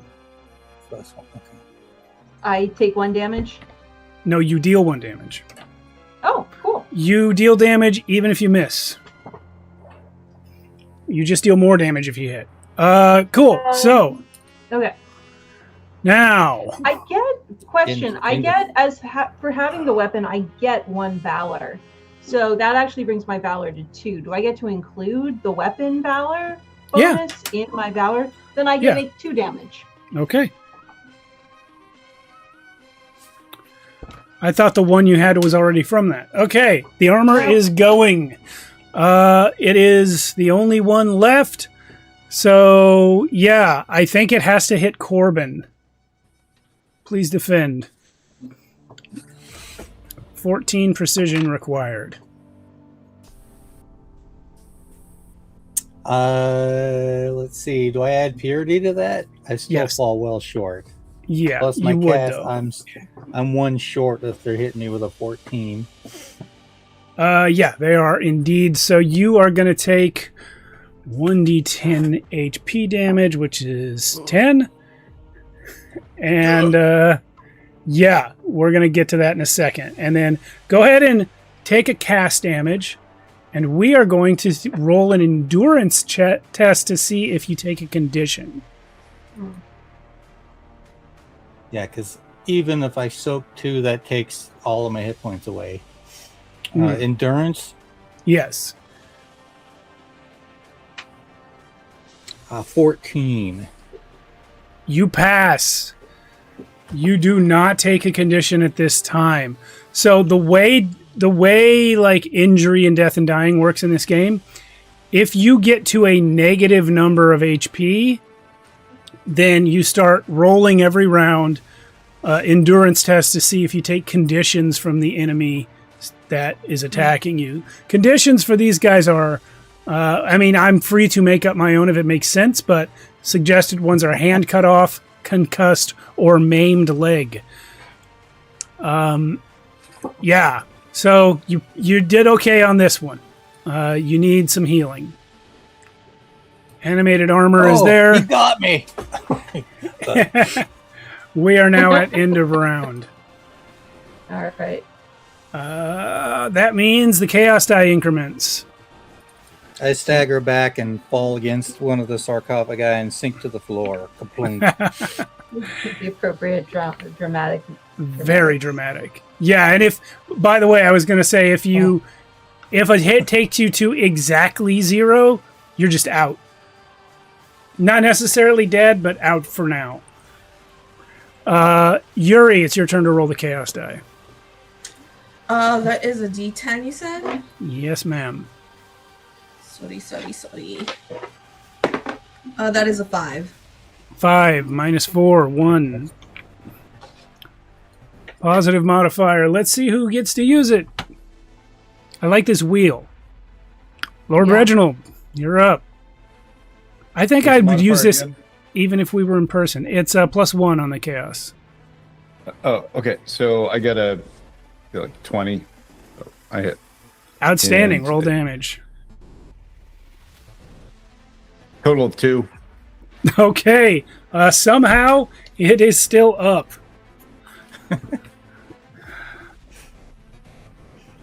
And it hits you back. Well, so much for that. I guess this would be easier than pulling tokens out of a bag every 2 seconds. Yeah, I like the token bag idea in theory, but this is going really fast. Yeah, it's going to attack Reginald, so please roll defense. Okay. 1. Okay, you are. On the face. It's going for your face. He But, got you. I am afraid he has struck you for 10 hit point damage. You are also going to take 1 cast damage and roll an endurance check. Okay. Here we go. Get a so a 12 on the die.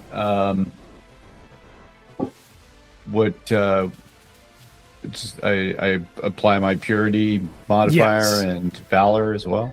And So that's also the chaos, yeah. Oh, okay. But not your So, valor, no. Endurance, yeah. Endurance. So it's a 14 then, I think. Okay. If it's 14 or up, you do not get a condition. Okay. If I roll end of round, you guys are both going to have to roll another endurance check. But hopefully Oh, boy. it's one of your companions instead of that. It's Sir Corbin who is out at the moment. Yeah, -2 hit points. Actually, hold on. Let me double check the rule on that. I think you're actually not out since you didn't roll exactly 0. Yeah, no, you may continue to fight. You may take a turn. Cool. Yeah. Nice. Oh, grit your teeth and continue to fight. All right. I will take a swing at this last guy, hopefully making a good 9, 12, 13. That's 15 then. Yeah.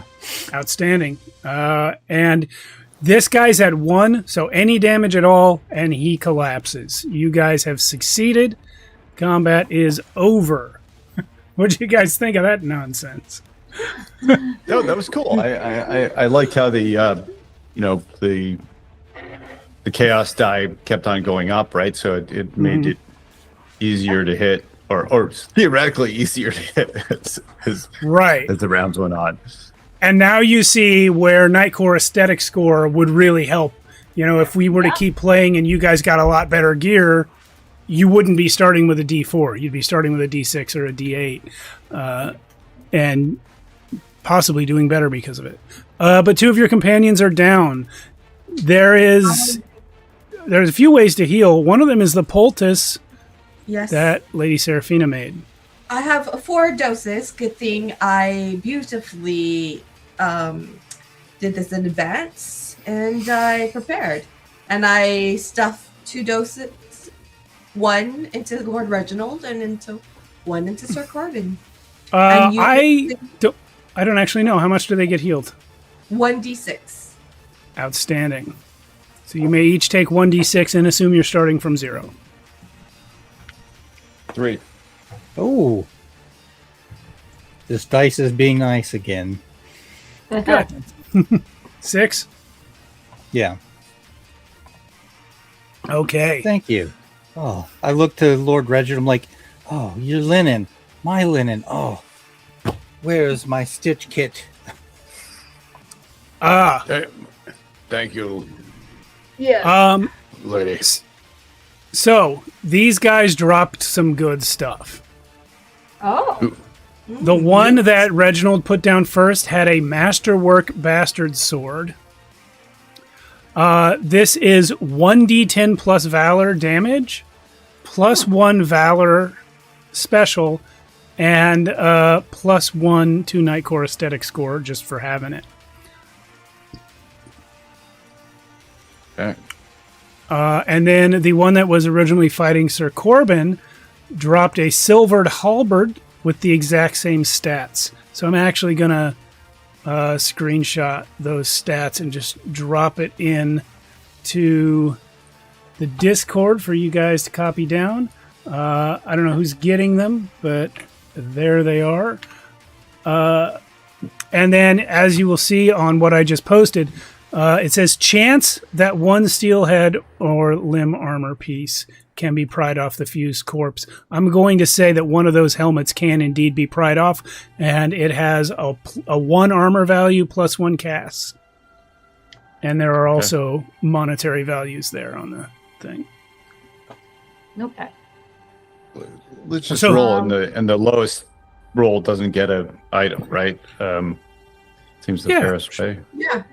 Well, you two Okay, did most a of D20. the Reginald. Yeah, we did most of the dying, but Yes, Lord I Reginald, don't- Lord Corbin, you did most of the fighting and took most of the damage. It's only right that you should take your pick of the prizes. And perhaps Lady Seraphina, you and I will roll against each other to Sure. see who shall have what remains.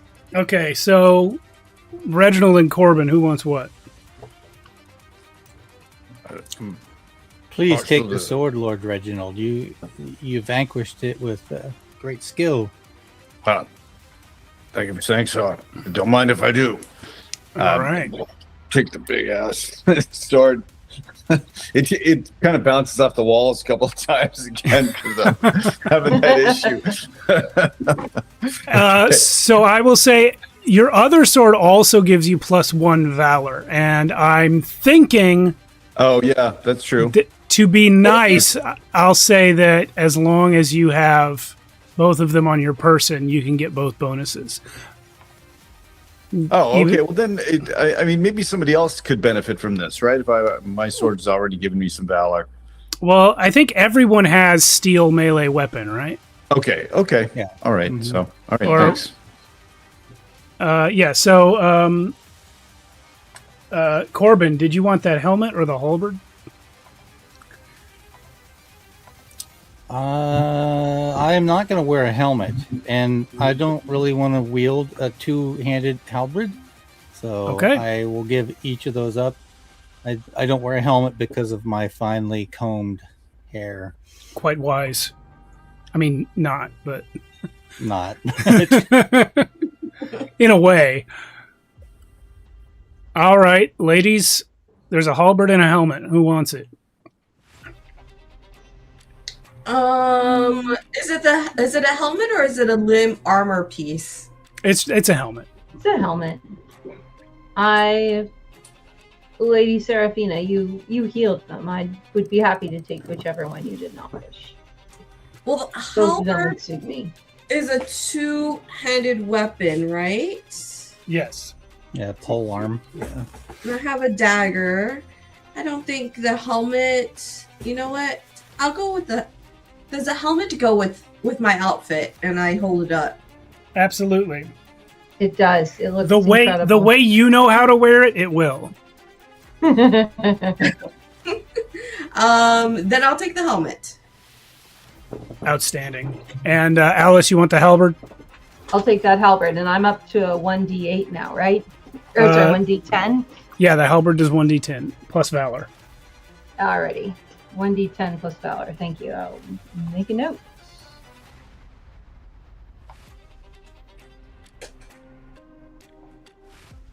All right.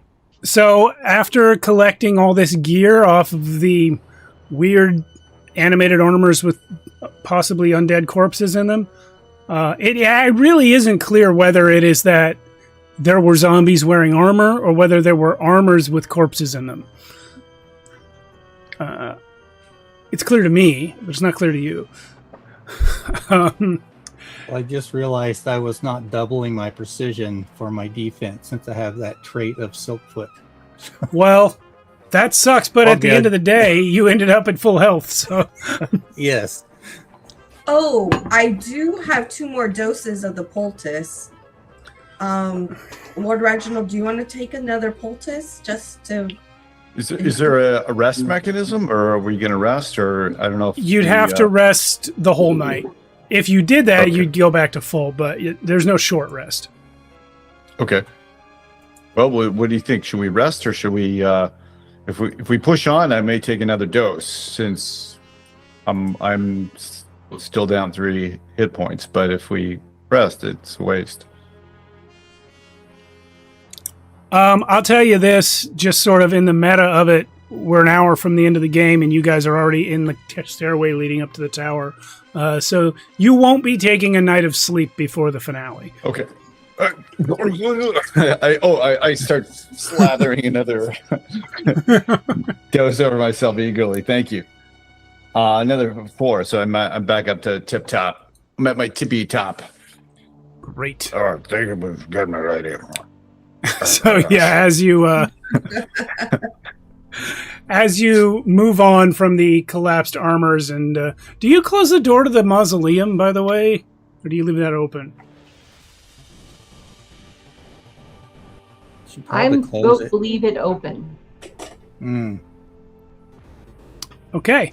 And I'm assuming that you then proceed up the spiral staircase here. Yes. Yeah. Okay, so you meet no further obstacles on your way up until you come out.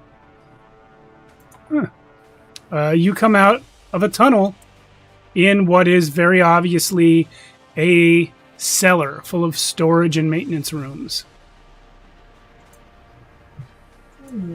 What kind of items do we find? Nothing that's gonna up your cast score. So what do you care? There's My character went up by 1, by the way, just now with the helmet. yeah. So if we get in combat again, I'll do the math again on the group cast. But you are But no healing items or anything like that. no healing items. There's plenty of furniture. There's stored foods like dry goods, and there's a lot of stuff like in barrels fermenting. The kind of stuff you store if you're someone who doesn't want to run out of food and can afford not to. Strange. I thought vampires only drank blood.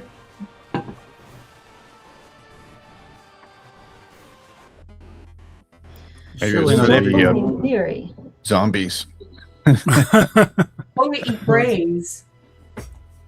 And maybe not everybody in the castle is a vampire. Maybe their servants are just like ourselves. Yeah, like the townspeople that came back, the thralls. There must be some thralls. Blood You know- thralls. You know what you do find that might be of interest to certain party members? A lot of fine dried meats, and there's also a wine cellar. Not of interest. I Okay. will grab some. I'll fill up a pouch of dried meat. Yeah, good plan. Refresh our supplies here. Lady Alice, Mm-hmm. you are stealing from someone's home. Take a purity Yeah. damage. Take what? Your purity Purity is degrading by 1. Alrighty. I'll take it. I did not give you guys any purity degradation for being in the mausoleum because you didn't open any of the crypts, any of the sarcophagi. Had you done so, you might have got some good stuff, but your purity would have taken a big hit, and those armors would have come out to you instead of waiting for you to go to them. Yeah. No, that would be desecrating the dead, or I believe disturbing the peace of the dead, in Lady Yes. Character's opinion.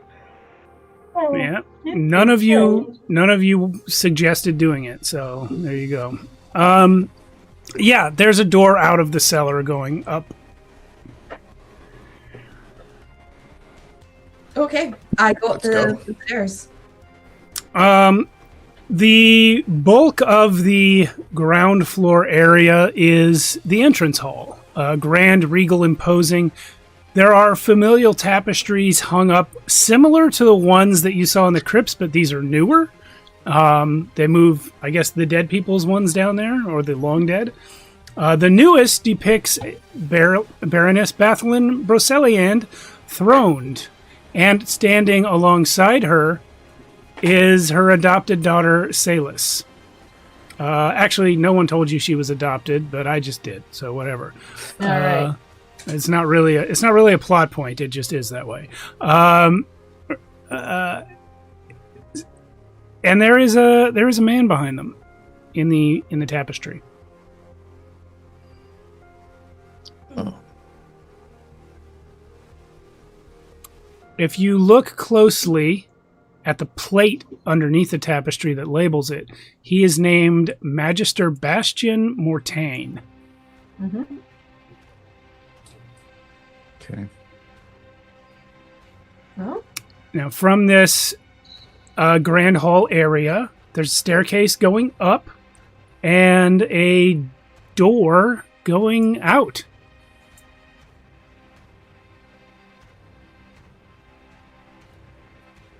Onward and upward.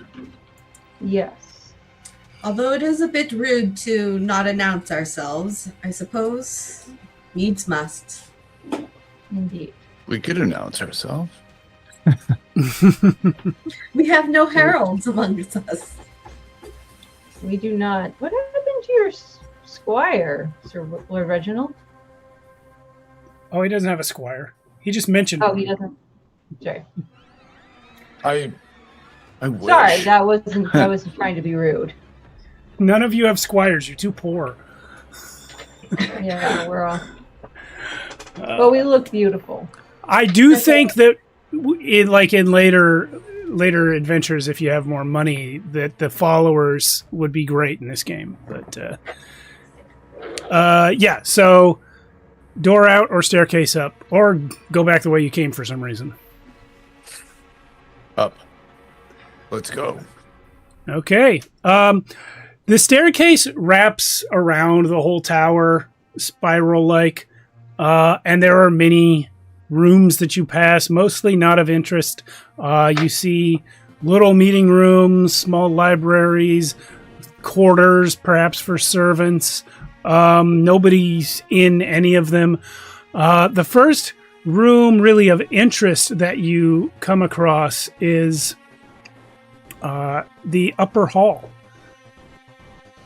And as you have been coming up through this tower, just as the sun starting to set as you guys are doing this, it's getting pretty cold. The whole tower is freezing, actually. It feels like nobody's had any fires lit, at least not yesterday or last night, and not today. But as you come up to this upper hall area, you find that it is actually heated. This must be a part of the tower with people living in it. Opening the door, you find an odd scene. I'm gonna say... Here, I'm gonna do this a stupid way. I'm gonna roll a d4 to see which one of you is gonna roll me a d4. It's you, Paul. Roll me a d4. Okay. 2. Okay, so when you open the door to the upper hall, you find a most luxurious and comfortable round room dominated by a massive fireplace, which is lit. Flanking the room are 2 full suits of gleaming steel armor posed in a guarding capacity. Above the fireplace's lintel hangs a variety of ancestral weaponry. Beautifully carved statues and satin-draped couches, chairs, and chaise lounges form the room's perimeter. All is wreathed in fire and candlelight. A disrobed young man with golden locks hugs one of the statues, bound to it, his head sort of lolling to one side. A young woman in a lavish evening gown is chained to the wall, her hair completely unkempt, and on a little table near one of the chases is a glass of deep red liquid, half full.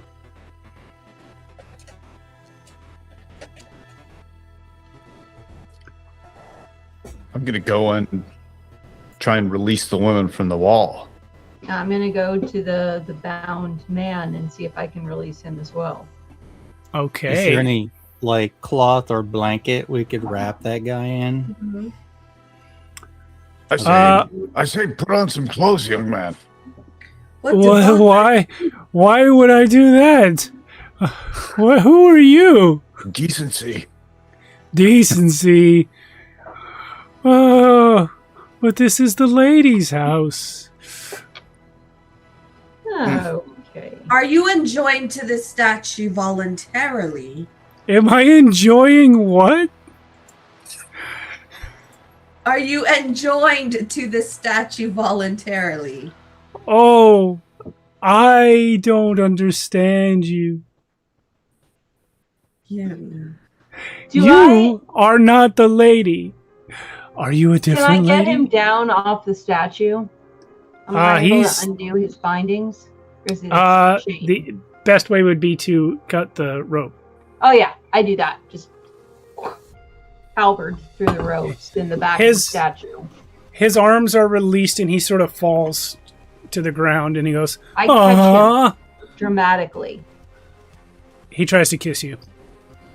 Okay, well, it doesn't usually work that fast, but okay. I kind of just like pat him on the forehead, and which winds up being like pushing his face away from me. He kisses your hand. I don't feel like you're giving, like, I don't feel like you're capable of consent right now.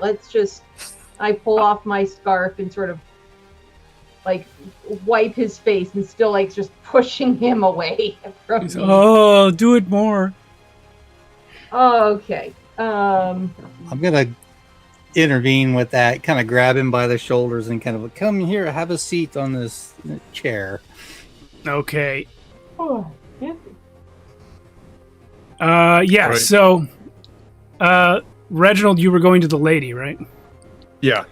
She is in a similar state, but where the young man is sort of happy and enjoying himself, sort of stoned. She seems confused. She looks at you, and you actually smell heavy amounts of alcohol on her breath. She looks up at you and says,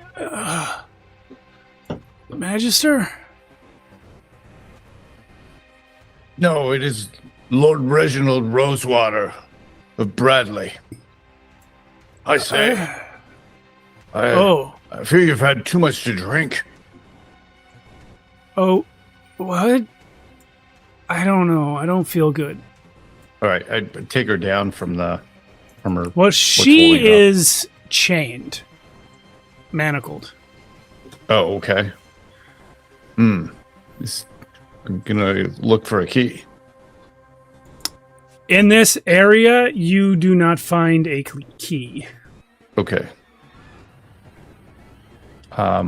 Did the manacles look like something? It's something that we could break open, or are they just clearly too strong? If someone had a good precision score, could maybe pick them. Oh. I have a 2. I might attempt it.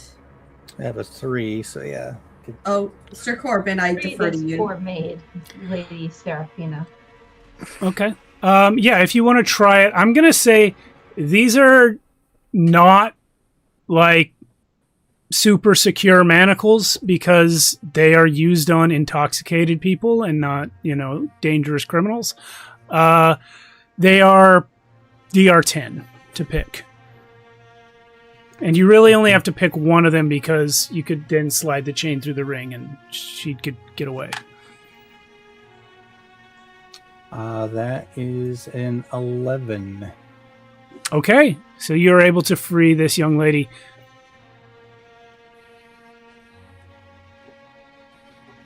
What's going on? What is your name? Are you asking the man or the woman? Sure. Which one? Whoever asked what's going on. Okay, that was the woman. She says, "I'm Isolde. My name's Isolde." And where are you from? Blacklist. Were you here as one of the sacrifices or tributes? Something's not right. They're weird here. Right? They're weird here. What's happened?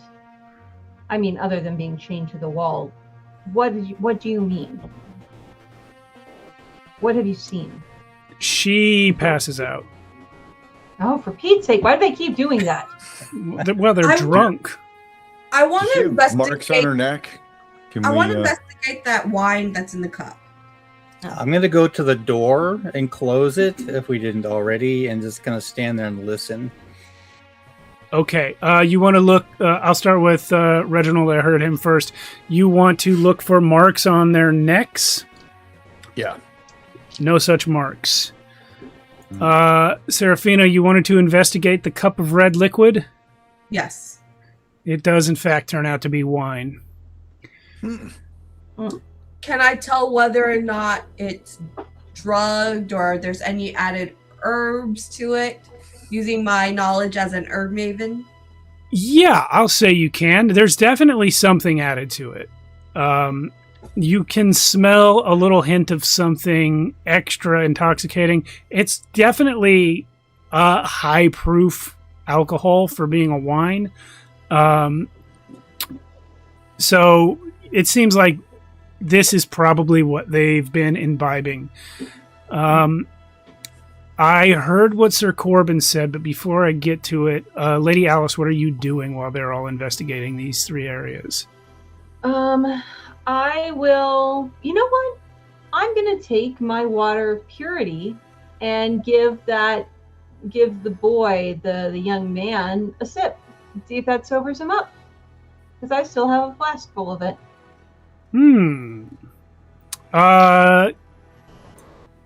Take a purity. Mm-hmm. Actually, I'm going to say all of you take a purity for aiding in the release of these captives. Yes. And it does start to sober up the young man, but not quickly. Yeah. Sir Corbin, you went to close the door. Before you close it, you see someone hiding in the corner outside. Oh. You can just sort of see like a sleeve. I'm going to kind of like step out quietly to them. It's like, hey, do you need help? It's Aveline from the village. Oh, come inside. Come into the room. We're here to help. Oh, what do you mean you're here to help? We were asked to come here and investigate. Find out what is actually going on here. That's why I came. I thought you guys might...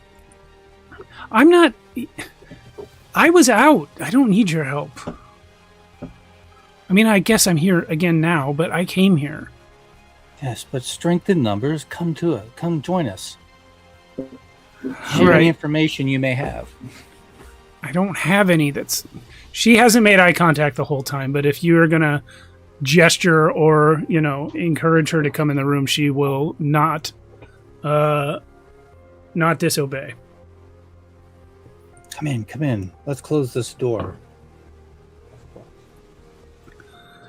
She is, now that she's fully in this room, she was obviously spying from outside, but now that she's fully in the room, she is just agape at what is this scene before her. She's keeping her eyes averted from the naked young man, but she has a weird mixture of horror and awe on her face.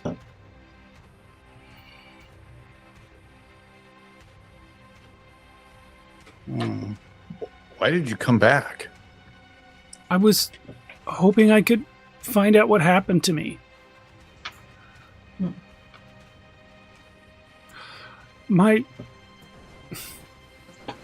The alderman, he says all sorts of things about vampires, and I don't remember anything that happened. Most of us don't.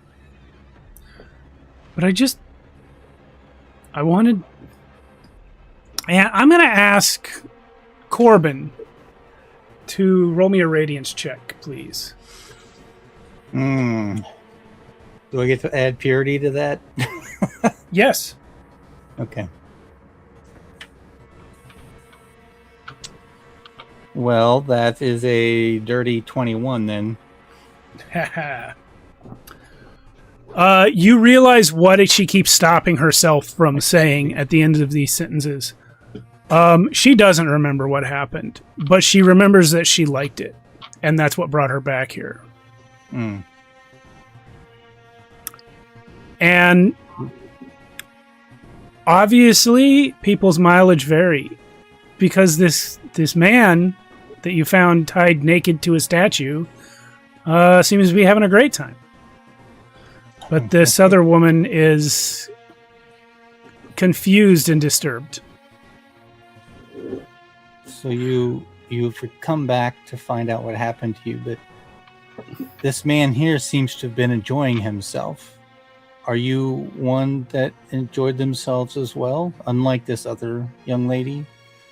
I think so. And yet you can't I remember wonder if what this you is... did. Friends, I wonder if this is the stages where one's resistance is eventually broken down. You hear And loud... Sorry, what? Were you saying something? No, go ahead. Go ahead. I was going to ask another question of them, but let's continue. You hear loud laughing and talking coming in from another door on the other side of the room. The other side of the room that we're in? Hide. Yes, you came in one door, and then the other side of the okay. room, there's a different door. And Got it. there's Okay. loud laughing and talking. Oh, on the other side of that door. Yes, There's not people we haven't noticed yet in this room. Okay. that's correct. It's coming from the door. All We right. are Sorry. discovered. Lady Alice, are you suggesting that instead of vampires, this is a house more of lust? I don't know. I mean, it would seem that they are doing something to these young people. The wise woman in the village, she said that there are different types of vampires. And if they have no marks upon them, perhaps something else is being extracted. The talking and laughing is coming closer. You get the strong sense that the reason you didn't hear it at first is because they were farther away and they are about to enter the room. Do we attack friends, or do we hide, or do we run with our... No, I'm going to we stand on confronted one head on. side of the door. Yeah, stand to each side of the door and let Yes. them enter. And you're I- like, hi. No, I'm going to open the door. Okay, we got the men on each side of the door. Lady Serafina opening the door. Where is Alice? All right, I will usher the captives, the freed captives, into a defensible corner of the room and take up a defensible position in front of them. The So room is I also- round. What? The room is round. It has no corners. Well, there's all these statues. I'll get them behind the statues, so Okay. we have a little additional cover. You said how many Square circle. statues? Just one? There was one sort of in the middle that he was tied to, but there are others around the edge. There's also furniture and stuff. If you want to put like a little nook Yeah, together where you can defend them, that's fine. Yeah. Yeah, I quickly kick over, a couch between a couple of the statues, get them behind there, and take up a defensive position. Okay. Tell them to get down, stay down. Lady Serafina opens the door, and you are met with the two people from the tapestry downstairs, Baroness Bryceliande and Magister Bastien Mortain. They stop in mid-conversation, each of them also holding a glass of wine. They've clearly been drinking, but they're not as delusional and drugged as the two captives. Their breath catches as you open the door. "Who are you?" she says. Hello. Pardon the intrusion. My name is Lady Serafina Yoon of House Burgundy, the Radiant. "Not the radiant Lady Serafina Yoon of House Burgundy." The Radiant. "Oh, I've never heard of you." That is fine. Someday everyone will hear of my radiance. "Why are you in my house, House Burgundy?" Well, no one came when we entered. We came to seek you in particular and to investigate these claims that you are taking tribute from the villages and doing something horrendous. Well, look at them. They're completely unharmed. Go ahead and roll me a radiance check, Seraphina. Ooh, that is going to be a 6 plus 3 is a 9. Can I add my purity to that? Yeah, you're supposed to. Oh, then that is a 16. Okay. Your purity's that high? My purity is not a plus 7. Oh, hell yeah. She is too stunned to approach you or defy you directly, but she is sort of gesturing towards the man and the woman in there and saying they're completely unharmed. And look, that one I let go last year and she's back. And the other guy, the Magister, he is shifty-eyed right now. I think you realize he is suspecting there are more people in the room than he can see. Because you opened the door, he can see Lady Alice on the other side of the room protecting the captives. But his eyes are going to the sides of the door. He can't see Reginald and Corbin, but he's thinking they might be there. Like, unharmed, you say? They clearly are out of their wits, full of lust and who knows what else, lewd thoughts. What is going on here? There is nothing lewd about it. This is not a game of lust. We don't touch them like that. Then It's what just exactly are you doing to them? I It's can't just help a bit of fun. It's a role play. Most of them enjoy themselves. We give them something to drink, and we just sort of play pretend. And why haven't all of the villagers returned? Well, sometimes people drink too much, especially when it's strong stuff.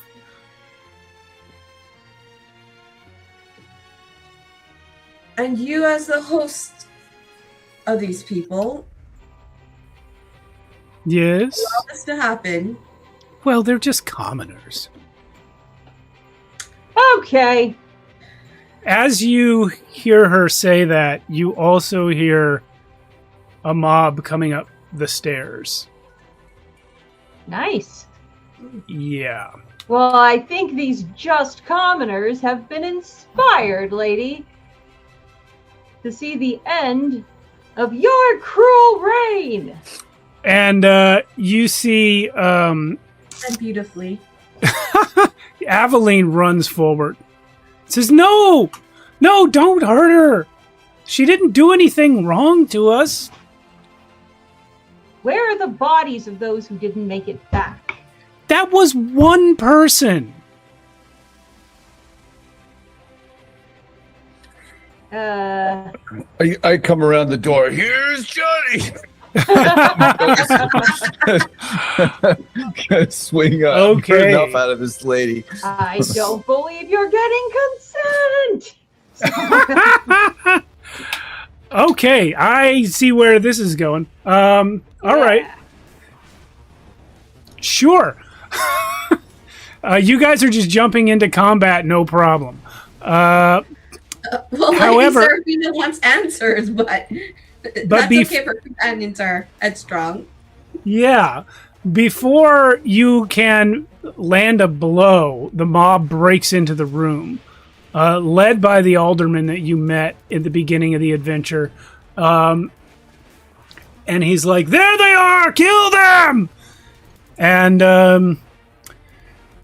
at this point, it crosses your mind to think, why, if they were going to lead a mob here to kill them anyway, did they hire us? And I'm going to have all of you roll a radiance check, please. You see the whole town is here. Brycel is here. Andred is here. The innkeeper, the tavern keeper. Everybody you met. 13. 14. Also Cool. 13. So, Lady Seraphina, you got the 14. Mm-hmm. That being the highest roll, I think you're the first one to put together what's happening here. You have the Black Baroness and her partner here who have been drugging people and making them perform weird roleplay acts against their will without consent. But it seems that they have not raped or murdered anyone. They're just being weird and creepy and, I mean, definitely bad, but they're super not vampires. Yeah. They're not And- evil.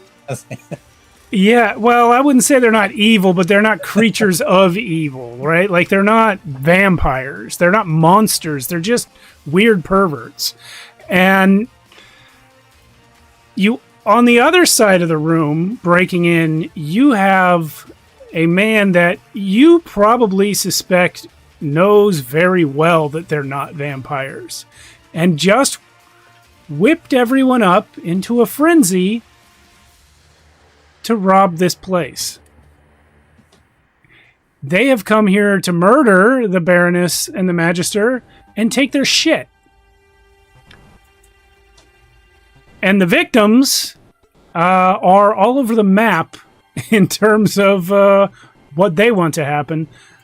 But the question comes down to, what will you do? Do these people deserve to be killed by the town?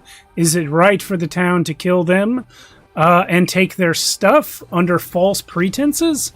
Is everyone here bad? What's going on? I'm going to go in the middle between the two and go, hold! Due process!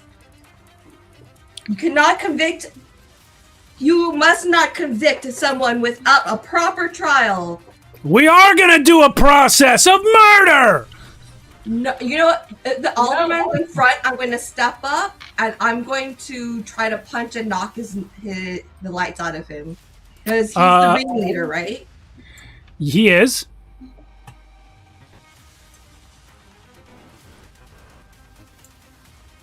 Go ahead and roll it. Oh, let's hope I have a 0 valor. 11. Did you Plus my add? purity is an 18. Okay. So, we're not doing initiative for now because there's just way too many people. But you deck this guy with one punch, and I'm going to, with an 18, I'm going to say you send him sailing. And then, if you'll allow it, I would like to shoot my bow in the air like you're shooting a loud gun, or making a loud clap or some sort. No, that's bullshit. Instead of that, do a radiance check. Right. Right. I'm going to shine purely. Yeah, you're literally glowing from all your purity. 9 plus 3 is 12. 19. 19. You make such a show out of punching this guy in the face. And he goes flying through the mob. The mob parts for this guy to skid across the floor. And then they all look at you. The room is silent as the glowing, radiant Lady Seraphina stands in the middle of it, and you have a moment. They're waiting for you to talk. Like, false accusations have no bearing here. There is a process for wrongs to be righted, and this is not it. Not murdering, not looting, and not doing evil acts. Evil acts do not beget righteousness or purity. You hear must that? act beautifully. You hear footsteps running behind you. I will run to protect Lady Seraphina's back. Oh no, they're running away. Those of you who are not facing the crowd can see it's Magister Bastien Mortain running away. He's running out to he's running out the stairs he came in from and up. I will chase him. Yeah, and how about the his wife or the woman? Is she running as well? She is currently dumbfounded, and she looks like she might be about to take off after him, though. I'm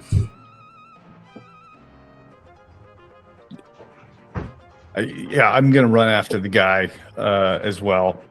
If a knight can't kill bizarre sex cultists, then what is all this training for? And I'm just going after him. Okay. With my sword. Yeah, do that. You're gonna attack him? Yeah. Roll it. I'm gonna just grab the Baroness by her shoulders and lead her to a chair. Yeah. I'm gonna use my special Peerless Knight. So the chaos die is considered to be at its max. Okay. For the purpose of this being the finale scene, I'll say it also rolled its max, so it's going to be +8 to you.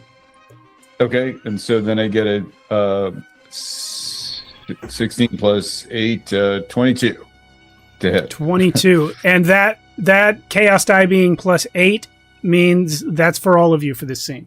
22 to hit. You definitely hit him. And then I do 1d10 plus 3, so 8, 11 damage. Wow. Okay. You hurt him real bad. I'm going to say he falls down from the blow. He is still alive, but permanently injured probably. Who else has something to do before the NPCs get to respond here? I will seize the Baroness by the upper arms and say, Baroness, we will not permit you to be murdered by a mob, but you must stop demanding that you must face justice. I do not believe that you have left these youths, that you have not altered these youths in some way. You've spoiled them. Face Drug justice? them. I am their Baroness. I am their justice. Okay, well, that's funny how that works, because now I'm yours. And I pull my mace. Like, do we want to go? I mean, if you're giving her a chance to respond, she will absolutely fight you. Oh, okay. I didn't see that coming, but sure. But at the moment, Sir Corbin had placed her on the couch, so she's sitting down and you're standing over her. If you're just pulling the sword and threatening, she is gonna run for one of the weapons on the fireplace. I will try to prevent her from doing that. Like, oh no, wait, I didn't mean that. But all right, I guess you're rolling an attack then. Duel her. Maybe that's the right and honorable thing to do if I'm a knight. What are you doing? Are you attacking her or not? You know what? Yes, I'm gonna go. I'm gonna allow her to get a weapon, and we're gonna duel. Oh, you're gonna let her get a weapon first. Yeah. All right. In that case, I'm retracting my earlier decision. We are going into combat. And we'll say it's the same scene. The +8 from Lord Reginald's Peerless Knight ability is going to apply. Let's do this. Yeah. Is this a duel? What between the Or two of them? Trial by combat. They have not. They have Trial by not combat, said. yeah. They have not said anything out loud in regards to that.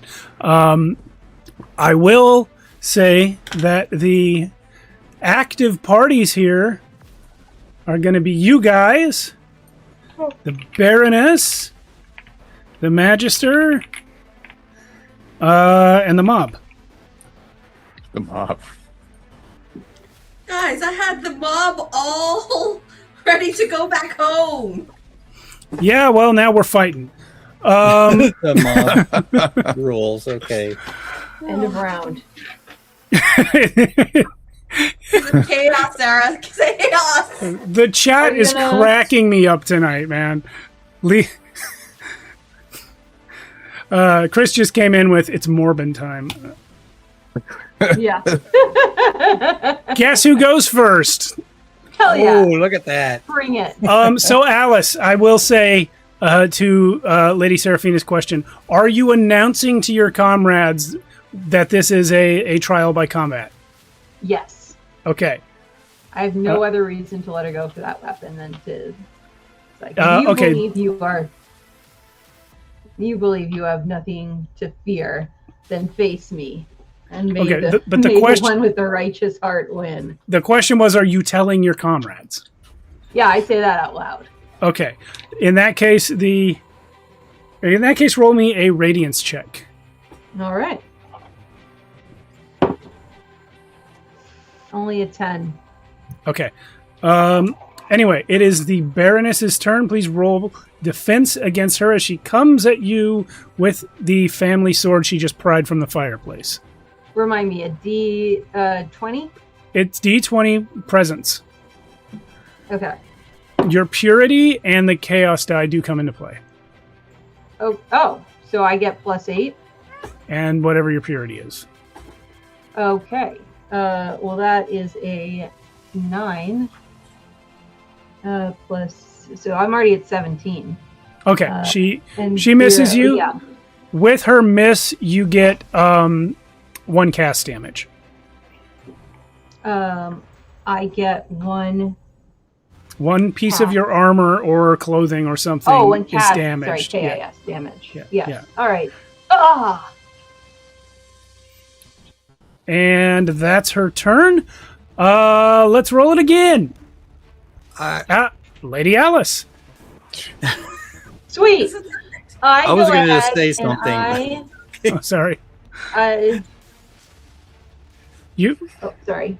go ahead and I'm just say going it, to Corbin. shout at the mob and stay back. I draw my sword and hold it out. Like, this is between them. Stay back. In that case, please you do a radiance check, Corbin. Oh yeah. Oh, yeah. That's a 21.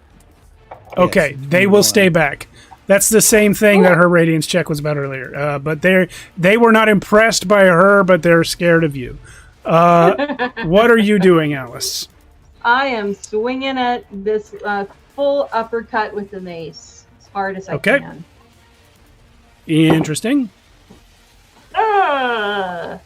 That's gonna be a 7 plus 8, so You got her. 15. Oh, hey, there you go. Chaos is on our side. Yeah, thanks to your peerless right. knight. So that's with my new halberd. So yeah, and that's gonna be a 1d10. 1d10 plus 10. valor. Plus my valor, plus my bonus valor, so that's 7 damage. Outstanding. You whack the shit out of this lady. Yep. She survives it, but she doesn't look pretty no more. Who's next? The mob. Now, in my mental blocking of the room, Lord Reginald chased the Magister into the hallway on the other side. Lady Alice is in the middle having a duel. Sir Corbin is on the entrance side of the room between the mob and the duel, and I believe that's also where Lady Seraphina is. Yeah, because Okay. initially when... Yeah. Okay.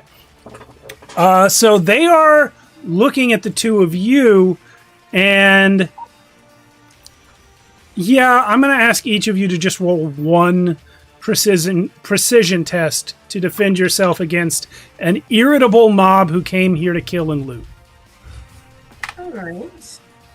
They're not all coming at you in force, but they're also not all just being docile. 15 precision is 17. 14. Yeah, Total. easy with this chaos die the way it is. Oh yeah, I didn't add that, so higher. Yeah, then I'm 24 at least. Yeah, 25. These townsfolk are DR12. You guys are fine. The mob is out of moves. Magister Bastion Mortain. He yells, "Servants, to me!" And the two suits of armor that were on the sides of the room when you guys came in start moving. They're going to come walking towards Reginald, and I'm going to add them to the initiative. No, we'll just say that they go on the Magister's initiative. But they use it this turn walking to you. And yeah, that will be his turn. He also gets up and starts running again. Next, Lord Reginald. He doesn't go far. All right, I'm back at him. So I roll. I'm gonna miss a 1 plus 8 plus 3, right? So 12 total. You do in fact miss him. He is DR 16. But what is your miss damage? Just 1. Okay. Alrighty. Add Who's your purity next? modifier to no, You don't add purity to damage. not to your attack. Attacking, yeah. Sir Corbin, you're up.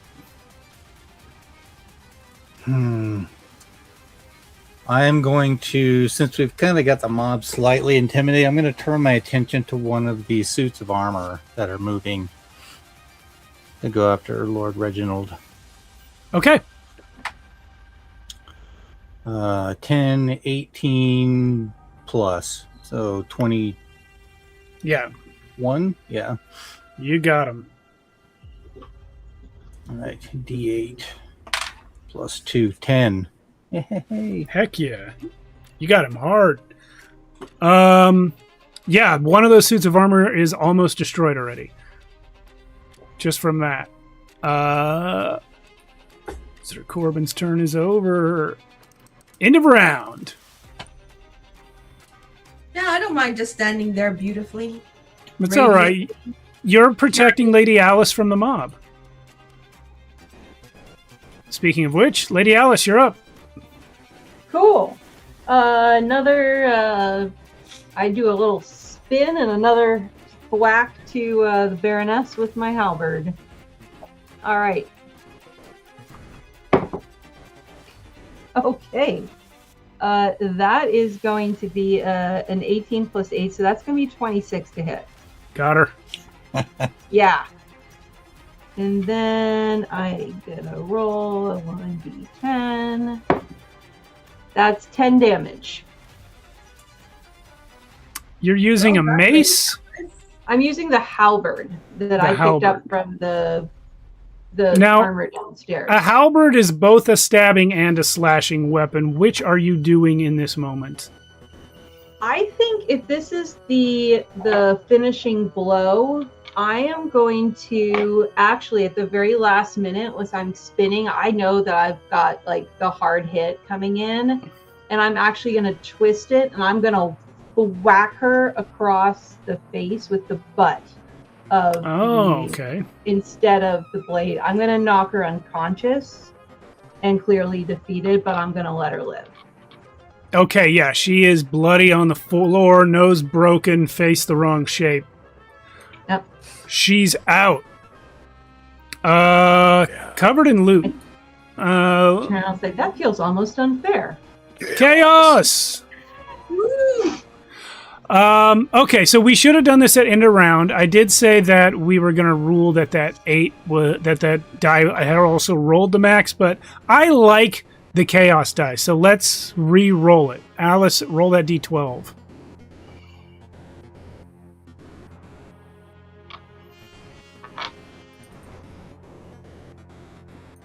Oh, I'm sorry. You want me to roll the d12? Apologies. Yes, ma'am.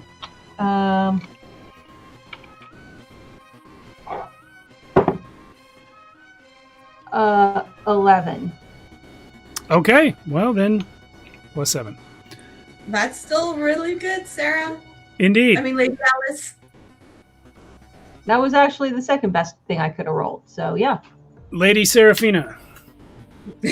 I'm going to take a look at what's happening. I'm going to look at the mob once more. I'm like, calm down, everybody. Justice will be met. Do not do anything hasty. And I'm just going to sit there and look pretty. Radiance check, please. It's 13, 16 plus 7 is 22, plus my purity is 29. You see several people in the crowd actually take a deep breath and calm down.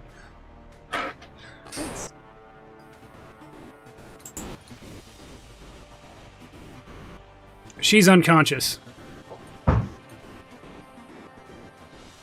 Sir Corbin. We're going after those suits of armor again. Okay. So I whacked one pretty good, so I'm going to turn my attention to the other one. Since I kind of staggered the first one, go for the other one. That is a 21, not counting my valor. That's just our chaos and whatnot. Definitely a hit. That's plus 2, so 5 Okay, 5 points damage. of damage. Mm-hmm. Okay, this one you got pretty good, but not nearly as good as the other one. It's going to take some more beating. There's that. The mob! I think with that roll that Seraphina got on her last round, the mob is not doing anything. Between the intimidation and the cajoling, they are not acting this turn. In fact, some of them are backing up. They're stunned by my radiance. There you go. Lord Reginald. Okay. All right. So this time I get like 30 or something to hit. And Okay. Screw this whole guy, right? so you get 11 points of damage. Okay.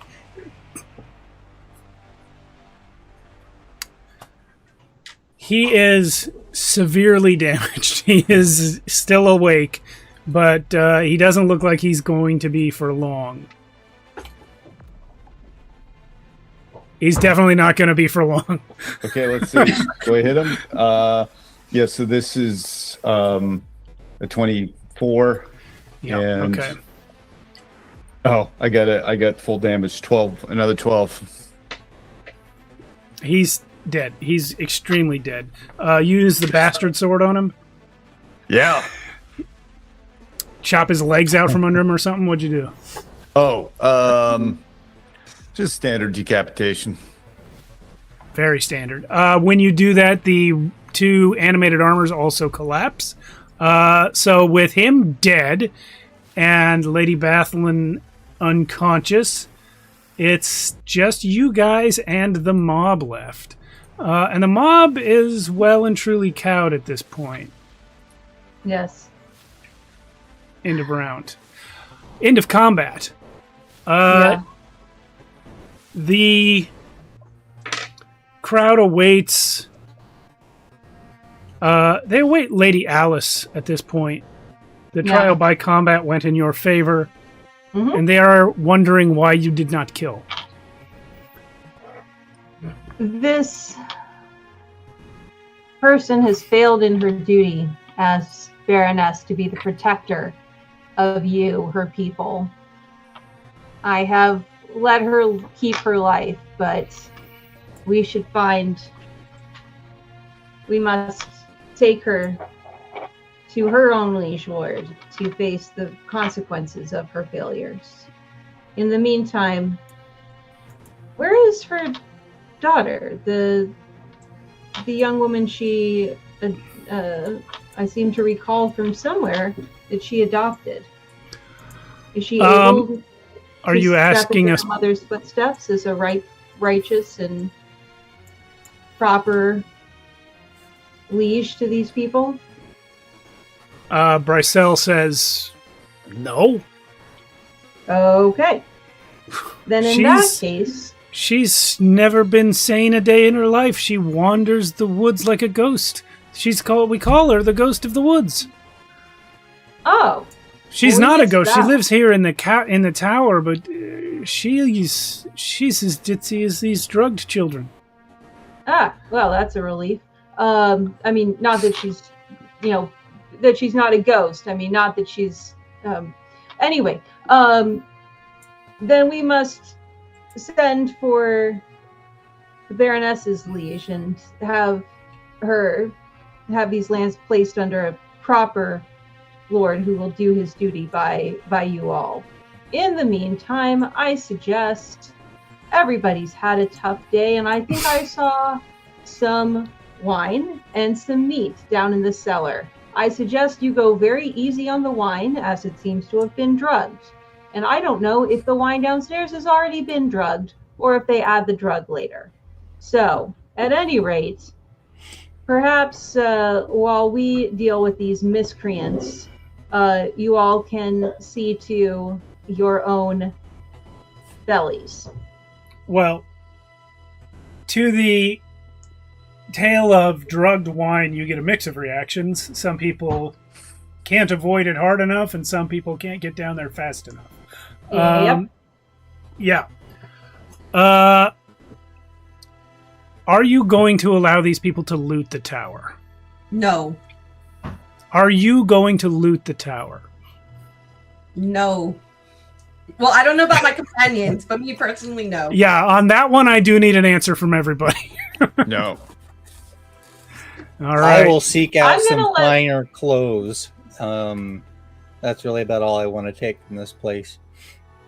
Okay. Yeah, I will help myself to... I will allow the people to eat and drink, take from the foodstuffs, since that will not keep. But otherwise, I will take my cue from Lady Seraphina and prevent them from doing any real damage or theft. And remind them that somebody else is coming, and you wish to show that you are righteous and not, I don't know, rebellious peasants who overthrew the last person. I would suggest you leave everything as it is, except the food, which would go bad anyway.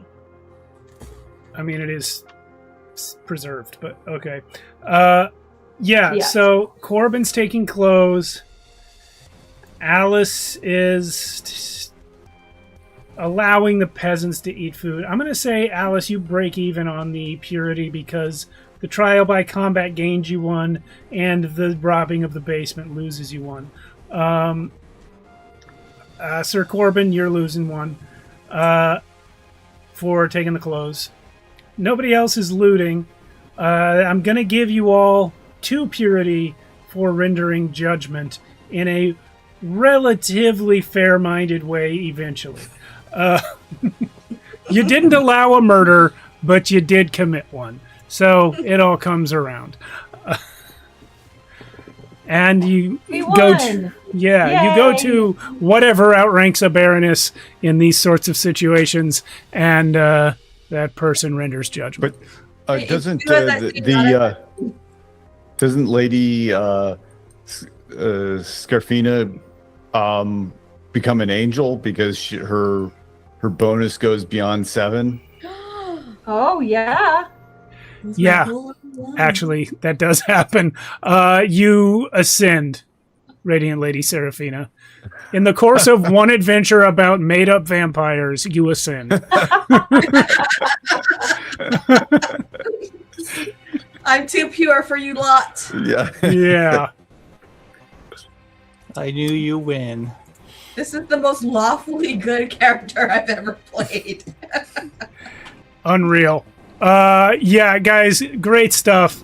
I really like this game. Very great, fun. great group. Thanks for humoring me with this one. Check out Knightcore. It's a fun little zine. You can get it at Drive Through RPG. You can just get the PDF if you don't want this thing, but I did. And yeah, check out the other works of Motocross Machinations, where I am a big fan of them. That's it for tonight. Friday, we have episode 36 of Shadows of the Abyss.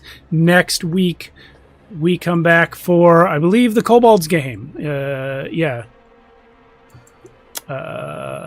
Kobolds ate my baby. And yeah. I understand there's going to be potentially actual baby eating. We'll see you then. Thanks, everyone. Okay. Like that.